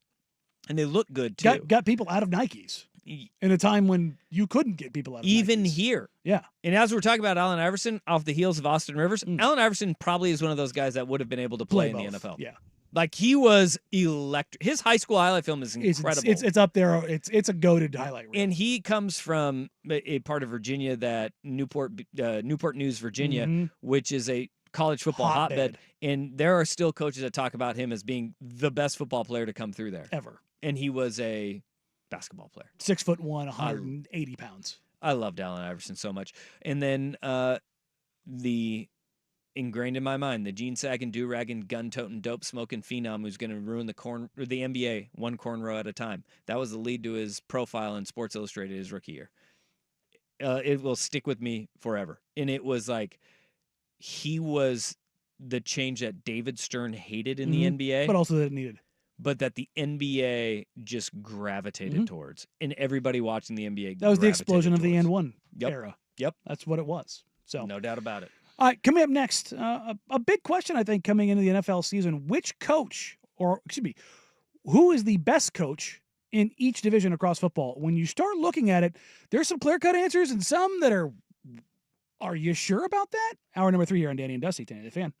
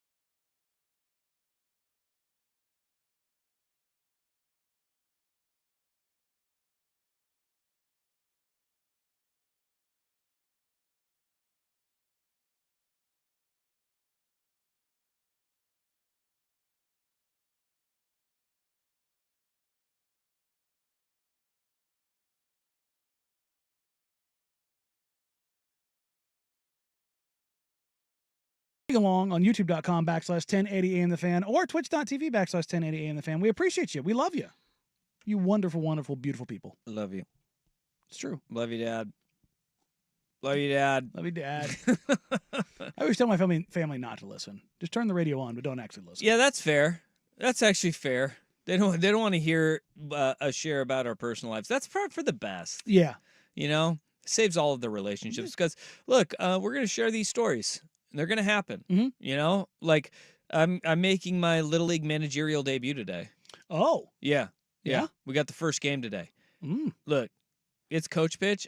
I'm gonna mow down some first graders. I like it. today, Brush, right? brush them back. It's happened. It's happened. So But we're a step above these T-ball. these strikeouts are gonna happen. Oh yeah. Yeah, kids get the first few pitches, then coach comes in. I'm going to mow some kids down. I like it. And I'm not, my strikeout rate, look, I'm not saying I'm going to strike out 300. I'm going to strike out 300 this summer. Are you ready for that one that inevitably finds the bat and comes back at you pretty quick? Actually happened in the scrimmage last week. Got me right in the gut. Oh, the glove wasn't ready, huh? Well, no, because you get caught in this space where you're not supposed to catch the ball. So I was like trying to get it out of the way. I was like, no.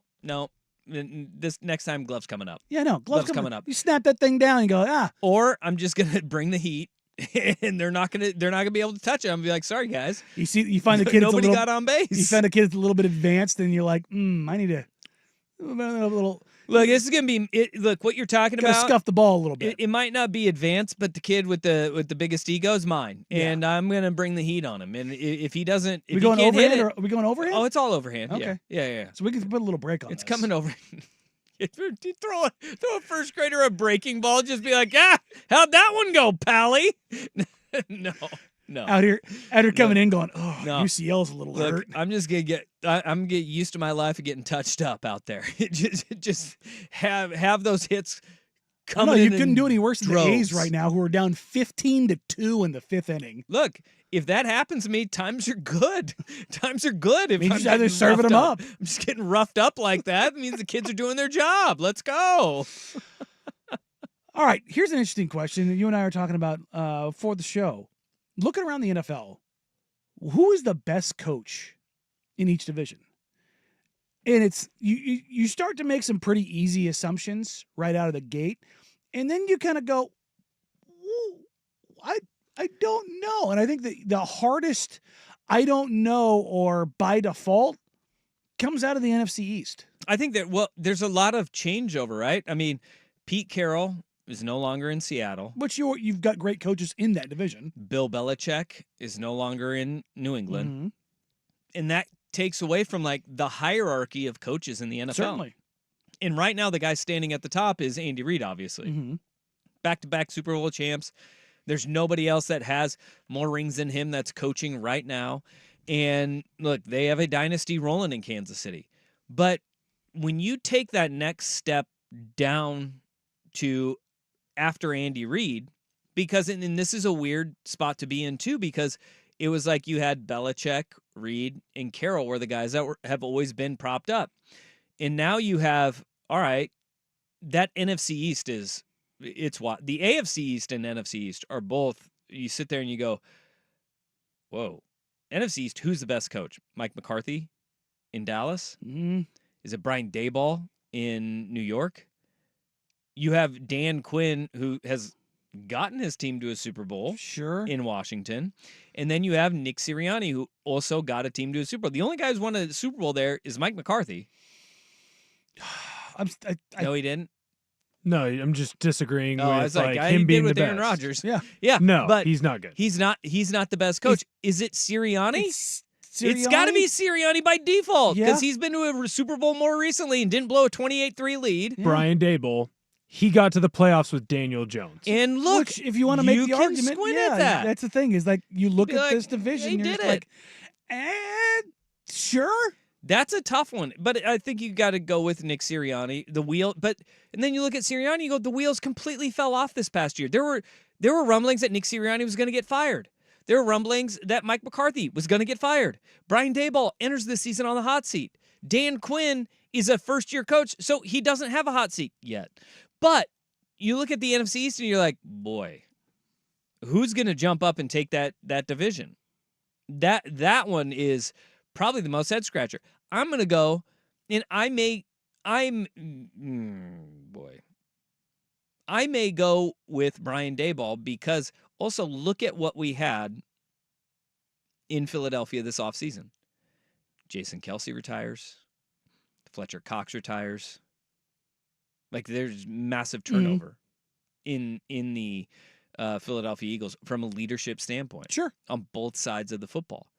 And Sirianni was on the hot seat with the way that season ended last year.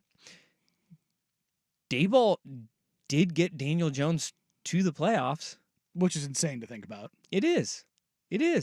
Mike McCarthy is a bad run away from not just losing his job, losing his quarterback too, and Dak Prescott. Yeah. I think I'm gonna. That's brutal. Yeah. You're gonna go Sirianni by default. I think I'm gonna go Sirianni by default, I would too. but I understand the argument for Daboll. I'm gonna go Daboll. Isn't it so difficult, I though? hate that.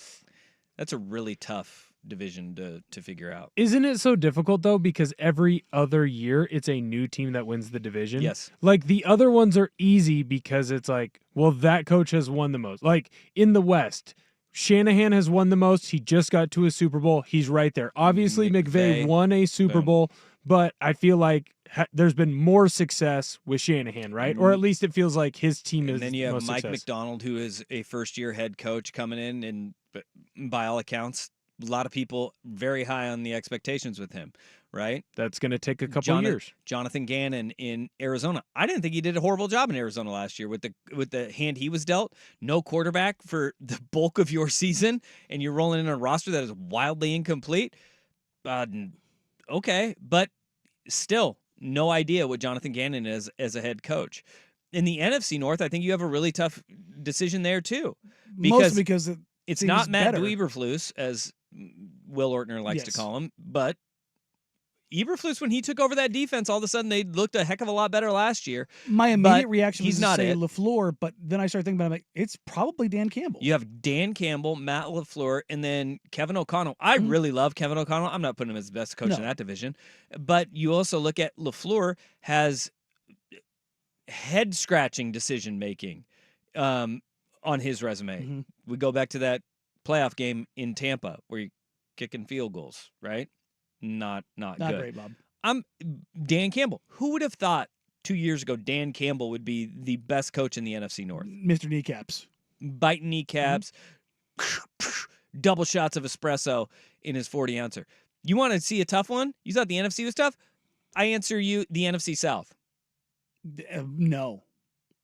Raheem Morris, Dave Canales, Dennis Allen, and Todd Bowles. No. Todd Bowles. I'm not picking. Todd Bowles. I'm not picking. It's probably Todd Bowles. The but NFC South. That's a tire fire. And when you flip over to the AFC, though, you look at it and you see, no wonder the AFC is so much better. Look at the AFC South coaches now. AFC South, DeMeco Ryans in Houston. Shane Steichen, who did a very good job with a banged-up roster in Indy. Doug Peterson in Jacksonville. And then, Tommy Boy Callahan. We'll figure out what's happening in in the Titans. Tennessee. I think it's three good coaches in Steichen, Ryans, and Peterson. I will go. I mean, Doug Peterson won a Super Bowl. I still do believe. Look, he is a good coach. Dougie Peterson is a great football coach. The AFC North is stacked to the gills too. Yeah, John Harbaugh, Zach Taylor, Tomlin, Mike Tomlin, and then Kevin Stefanski. I mean, it's Harbaugh. Against Harbaugh.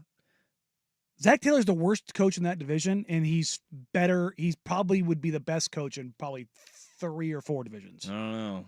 He went to the Super Bowl. Stefanski has lost a lot of playoff games.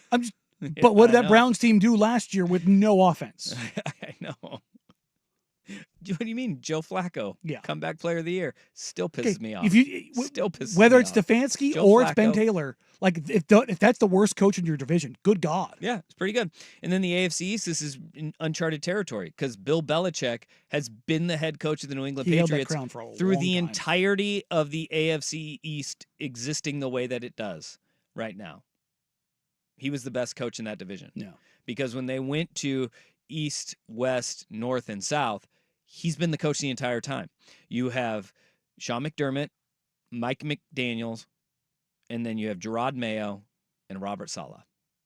Which I think Saul is a good coach. But Easier than the NFC East because you have two decent coaches in Mike McDaniel and Sean McDermott. Sure. But which one are you going to go with? The guy who can actually get to the AFC Conference Championship game and not get over the hump? Or are you going to go with Mike McDaniel, who is a wizard X and O's wise, but got their asses absolutely handed to them in the cold. Yeah. And will never be able to win in the cold because you're from Miami. Yeah. McDermott's had some pretty inexcusable stuff happen to him. 40 seconds. But he finds himself in that position pretty regularly. Yeah, he does. I think McDermott's a really good coach. Yeah, I do too. I'll go McDermott. And then AFC West, I mean, it's Andy Reid Reid running away with it. But another, again, you have... But you also have Harbaugh, the Jim other Harbaugh one coming in. And then you have Sean Payton, who's won a Super Bowl and has not been great in his first year in Denver. Yeah. I mean, well, I won't say since he hasn't had Drew Brees. Yeah. But in Denver, you have Sean Payton, who's won a Super Bowl, and then Antonio Pierce, who's in year one. It's really interesting to take a look around across the landscape of the NFL coaches, though, because the AFC head and shoulders above the NFC from a coaching standpoint. And then I think you would also look at it from quarterback play, team competitiveness. The AFC is head and shoulders above where the NFC is right now. Which also matches on the talent spectrum. Yeah, because of more teams. And it's not to say Kyle Shanahan is a fantastic coach. The 49ers have a fantastic roster. I'm talking top to bottom. Yeah. When you look at the Depth level of and quarterback breadth. play, the level of coaching, the AFC far better than where the not even NFC is close. at right now. And it's only going to get tougher because CJ Stroud's only going to get better. D'Amico Ryans is only going to get better. If Anthony Richardson stays healthy, what does he look like? Trevor Lawrence, if he stays healthy, what is the quarterback? Just in that AFC South division. right now. Yeah.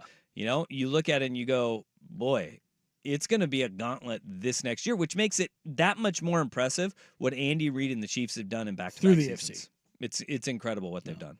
So, I don't know, it's kind of an interesting thing when you kind of like hop all the way through it and go, huh. Yeah. Never really, like, You don't really look think about it until you take a division nice by division long look. gander at it. Yeah. Now, speaking of taking long ganders, you can find a long gander run out on high school basketball recruits. Number one recruits and how they have fared over the last decade. Anthony Edwards is pushing them forward, but the list, not exactly a great projector for what's ahead in NBA greatness. Danny and Dusty, 1080 The Fan.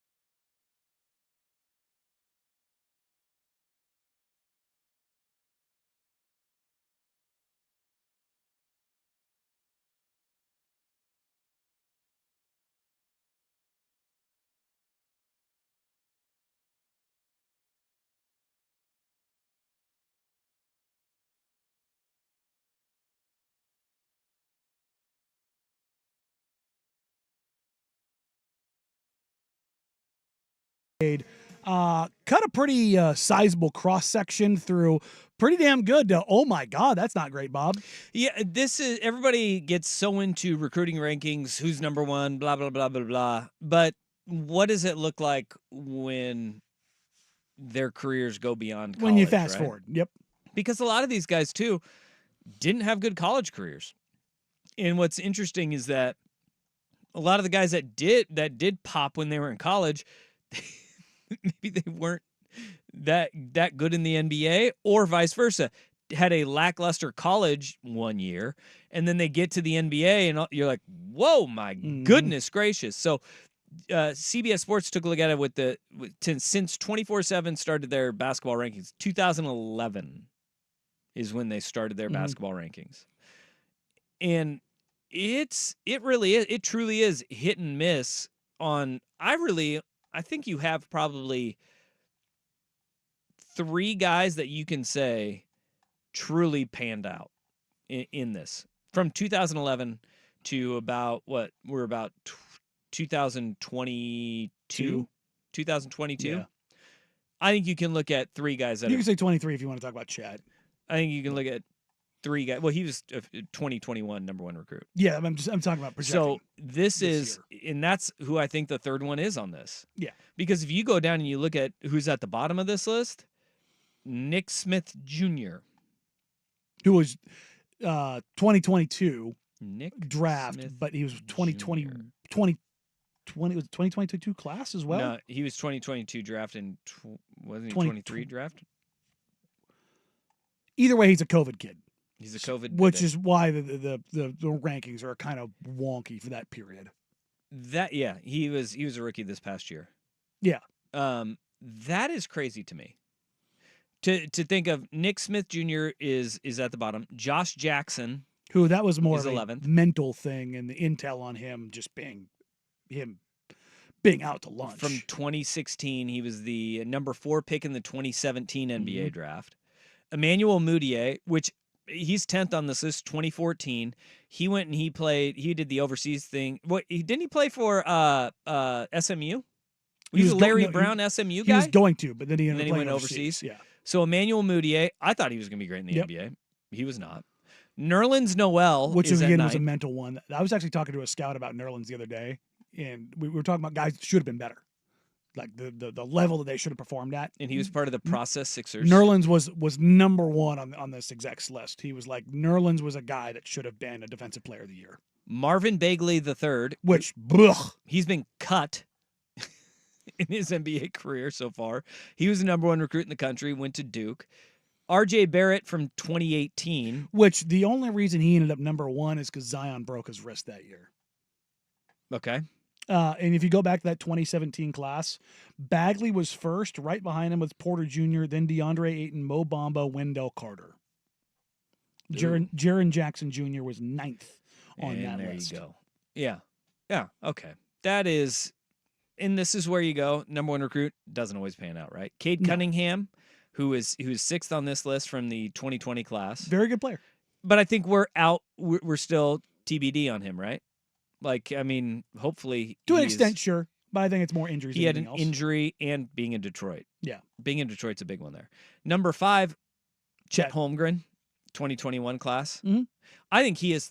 I think he is third because I think he is going to be very good, lights out. Yeah, incredible. He's going to live in the shadow of Wemby, but he's going to be really good. Number 4 on this list, they have Andrew Wiggins. Which remember, Maple Jordan was a real thing. He was supposed to take over basketball, and then he sucked something fierce in Minnesota compared to expectations.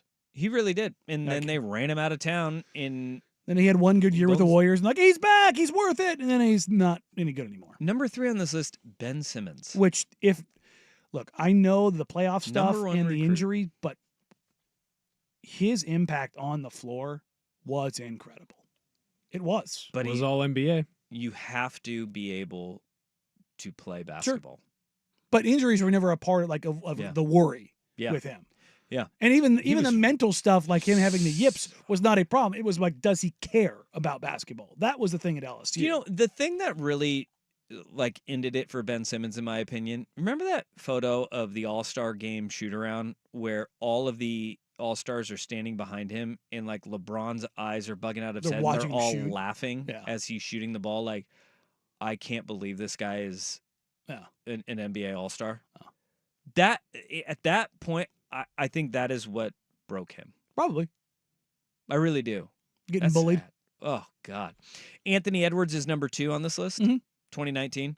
In his college career, he went to Georgia. He was part of Tom Crean's first recruiting class at Georgia. Never panned out at Georgia. Never panned out. He's the number 1 overall pick. But his career at Georgia, it was nothing like what he is in the NBA right now. Like, they were a team. Didn't they even miss the tournament at Georgia? I don't even think they made the tourney. And they had the best player in the country on Yeah. their team. They had Tumani Kamara too. On that Georgia team? Mhm. Holy crap. Mhm. Before he went to Dayton, he played 2 years at Georgia. And then number 1 on this is Anthony Davis. Which, yeah. I mean, everybody knew AD was going to be great. But it's interesting when you look at classes. Like, you look at the 2019 class, James Wiseman was the number 1 recruit, Cole Anthony, Isaiah Stewart, and then, again, this is ESPN's ranking. And ESPN had Anthony Edwards 4th. Oh. So Jaden McDaniels was 7th. But it kind of, the number 1 recruit is always, I think there's a big deal about that, because a lot of times recruiting services, they attach themselves to the guy that looks the best in the sense of profile. Right. Where their ceiling's going to be. Full grown man already. And I had a scout say something to me really interesting, that when they're looking for guys in the high school levels and the youth levels, it's not the guy that already looks like he's got it physically. It's the kid who looks like he's not big enough for his feet, that he's got a baby face, but he's long and gangly. And yet he's still giving everybody the work, because that means he's probably not done growing. Yeah. And he's not relying on his physical ability or strength to be better than everybody else. And so there's it's room to, it's kind of like the Ryan Rupert thing. It's the Nick Batum thing, where you look at him and as a prospect and you go, what do you see in that skinny little kid? And and you kind of like, but then you see him, or Giannis, and you go, huh, I wonder what's there. It's kind of the same thing I was talking about when I was talking about Tejan Saloon in my draft profile of, like, you look at this guy and already, like, he looks like a man, but you can see there's so much room for him to grow in his frame. The crazy part about all of these guys from 2011 on is Anthony Davis is number 1, and he's a damn good player. He's going to be a first ballot Hall of Famer. And Edwards is probably Right going behind to him. overtake him. Yeah. In the next handful of If years. they win a freaking title this year, holy crap. There's a long way to go to that. But they look really damn good against the defending champion right now. Really, really damn good. Kind of crazy to think about. But just as a reminder, if you go back to the ESPN rankings, not 24/7, in the 2016 class, Harry Giles was 1, Josh Jackson 2, Jason Tatum 3, Lonzo 4, Bam Adebayo 5, De'Aaron Fox 6. Ooh, really quick, redo that one. Redo that one right now. NBA career right now. NBA career In right that now. group, Yep. Tatum 1, Bam 2, Fox 3, pretty easily. And then, Minus the last 2.5 years ball. yeah. I mean, if He hasn't been able if to his play. body wasn't able, didn't fall apart. But I mean, you look at that class, man, and you get Jared Allen down at 15. Like, you always find guys in this group, and like the Hoop Summit class that just came through here, and you look at ESPN's rankings for all those guys. The ESPN ranking basically had 1 through 11, and then 13 through like 17 was at Hoop Summit. Oof. So like it's What's wrong with number 12? yeah, I mean, this What a is bum. one-offs like that. But it's very interesting when you look at the consensus rankings for sites like 24/7, like ESPN, retroactively. And you're like, how did you get that wrong? Or how did you get that right? It's like, well, because they're 17-year-old kids. Yep. That's really what plays into this. All right, we're going to shift gears a little bit here on basketball and revisit the Denver Nuggets and what the hell's going to happen to Jamal Murray for going full-blown idiot savant. But first, our own idiot savant. The Sports Center Update.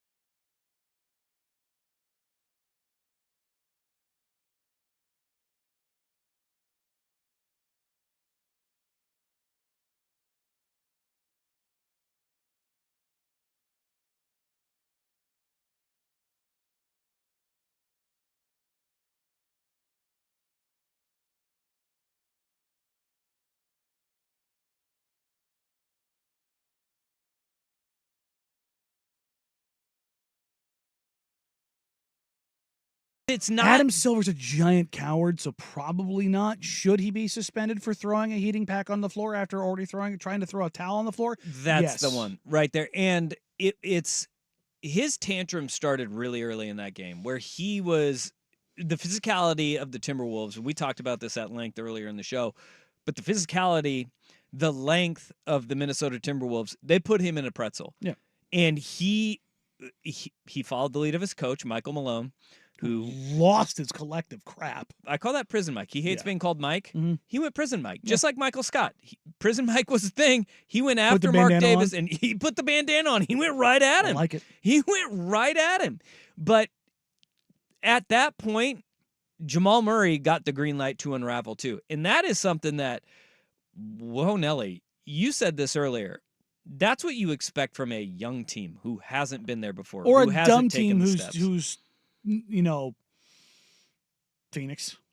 But they reacted in the worst possible sense. And then you take all of that, and when it came to a head, he threw a one of their yellow towels on the bench and tried to hit Mark Davis, the official, with it. Mhm. And then when that didn't land, he took the heating pad He threw that and he out. threw that out there. And it slid across the floor. Reggie Jackson kicked it, and then his heel stepped on it. And if you want to see it, take a look at the baseline view, not the sideline view. You can actually see him step on it and then kick it. Yeah, well, yeah. And at that point, you're sitting there like, dude, you could have injured your teammate, Mhm. which it had nothing to do with Reggie Jackson's later injury, but could have hurt a teammate, could have hurt somebody else Mhm. too. And could you imagine if Karl Anthony Towns Oh, God. steps on that and he gets hurt?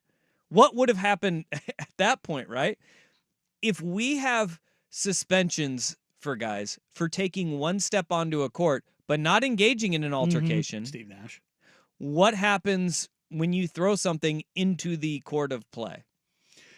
Yeah, especially when it actually could interfere with the play. And let's not also forget, Jamal Murray also flashed the money sign at the refs, which Rudy Gobert got fined $100,000 for just a month ago. So do we think we think He should just be a suspended fine? for a game.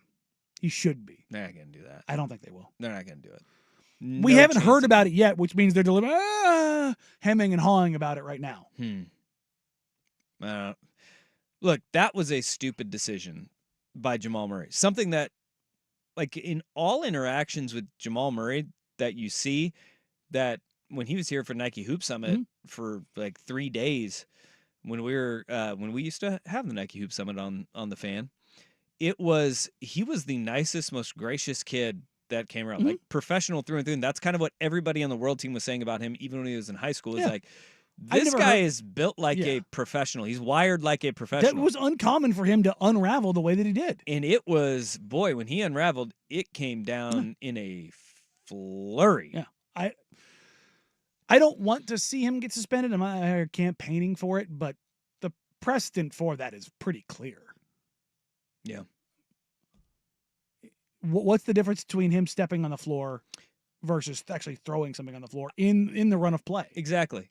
Because that's even different than like if an altercation is happening No. and you step off the floor and go on the bench. And I heard Windhorst say that if a fan throws something on the floor, They're gone. they're ejected and they could be banned for life from the stadium. arena. Yeah. Okay.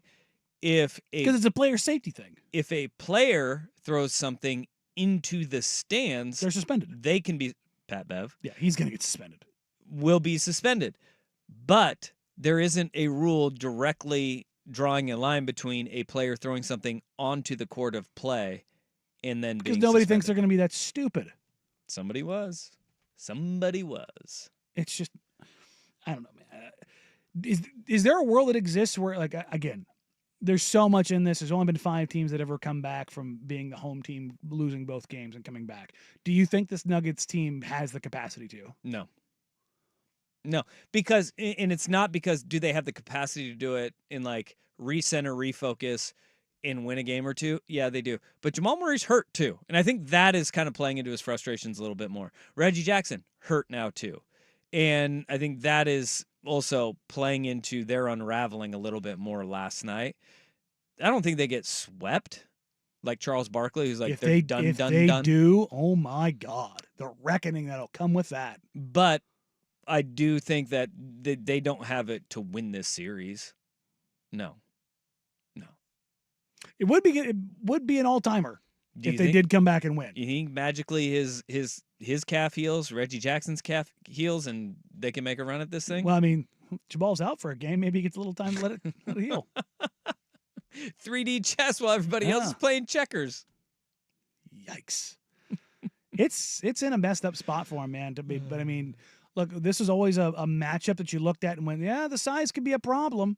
But it's a tough look when you're Calvin Booth and you're talking about building this Nuggets team and saying this team was going to be a team built for the long haul and not winning just multiple titles, but being competitive over years. They are. And look, if Utah, if they can flip the picks and the equity that they got player-wise in that Gobert trade, Mhm. this could be like the most equal trade Win-win. that we see.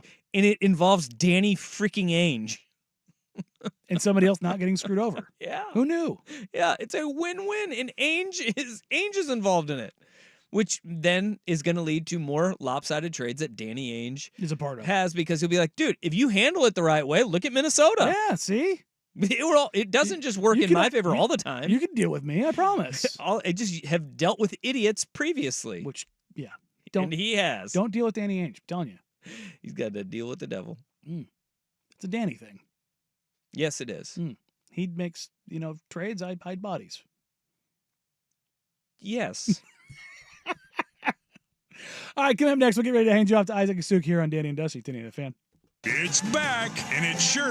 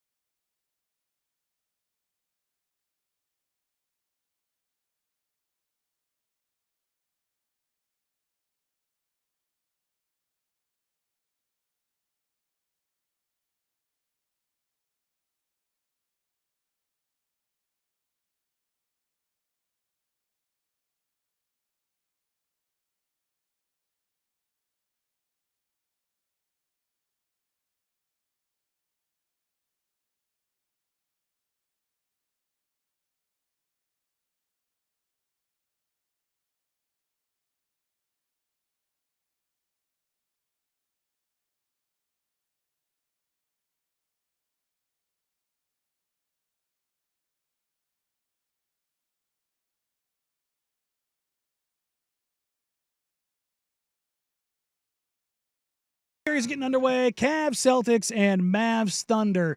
Cavs, Celtics, look, I don't think that's going to go the way I want it to. I want the most disruption humanly possible, but I just don't think it's going to be Agent the of case. Chaos. I'm an agent of chaos. I really am interested in this series. I know that you have it at your bottom. I'm interested in it because weird of the matchup. fact that it is a weird matchup, but Porzingis being hurt and the fact that Tatum, Brown, they need to show up, man. They do. They need to show up because this has like been the story of the Boston Celtics is you get one of these matchups where you're like, all right, this is going to be the year. This is going to be the year. They finally get it. And then they stub their toe. They are heavy favorites in game one. I think, 12 and a half? 12 and a half. 12 and a half point favorites. And they should win. And they should take care of their business.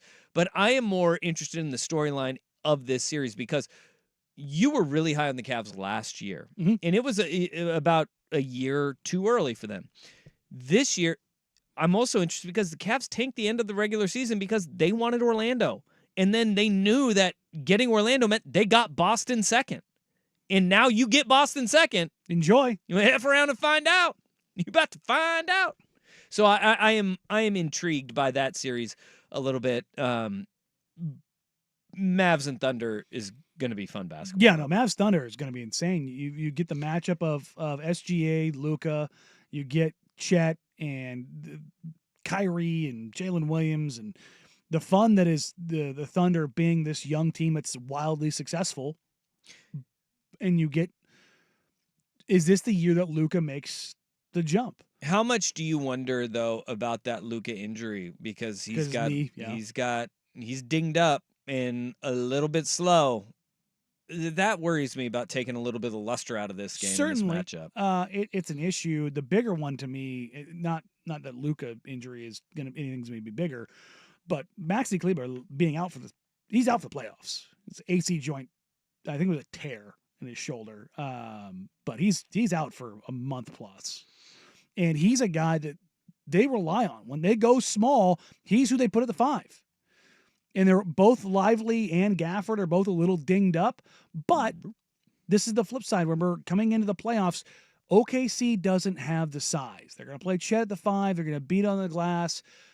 Does it become a blessing in disguise of not being able to go small and having to keep bigs on the floor and just keep the physical pressure and the size up on the Thunder all series long? That is going to be a series on crack. They're going to play fast.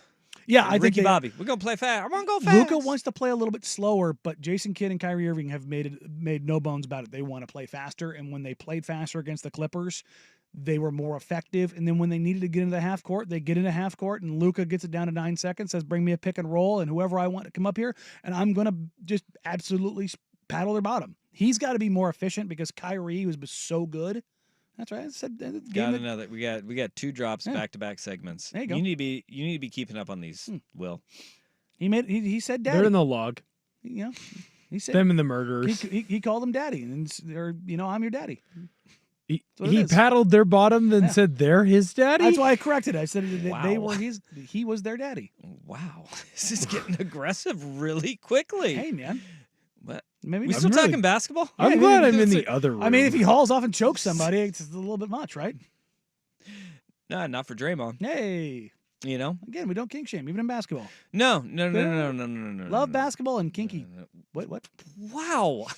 dude, do I need to hit a dump button? Nah, you're No, he just needs to know where a line is. Yeah. He's never found it. Also, that's usually something you have to pay extra for.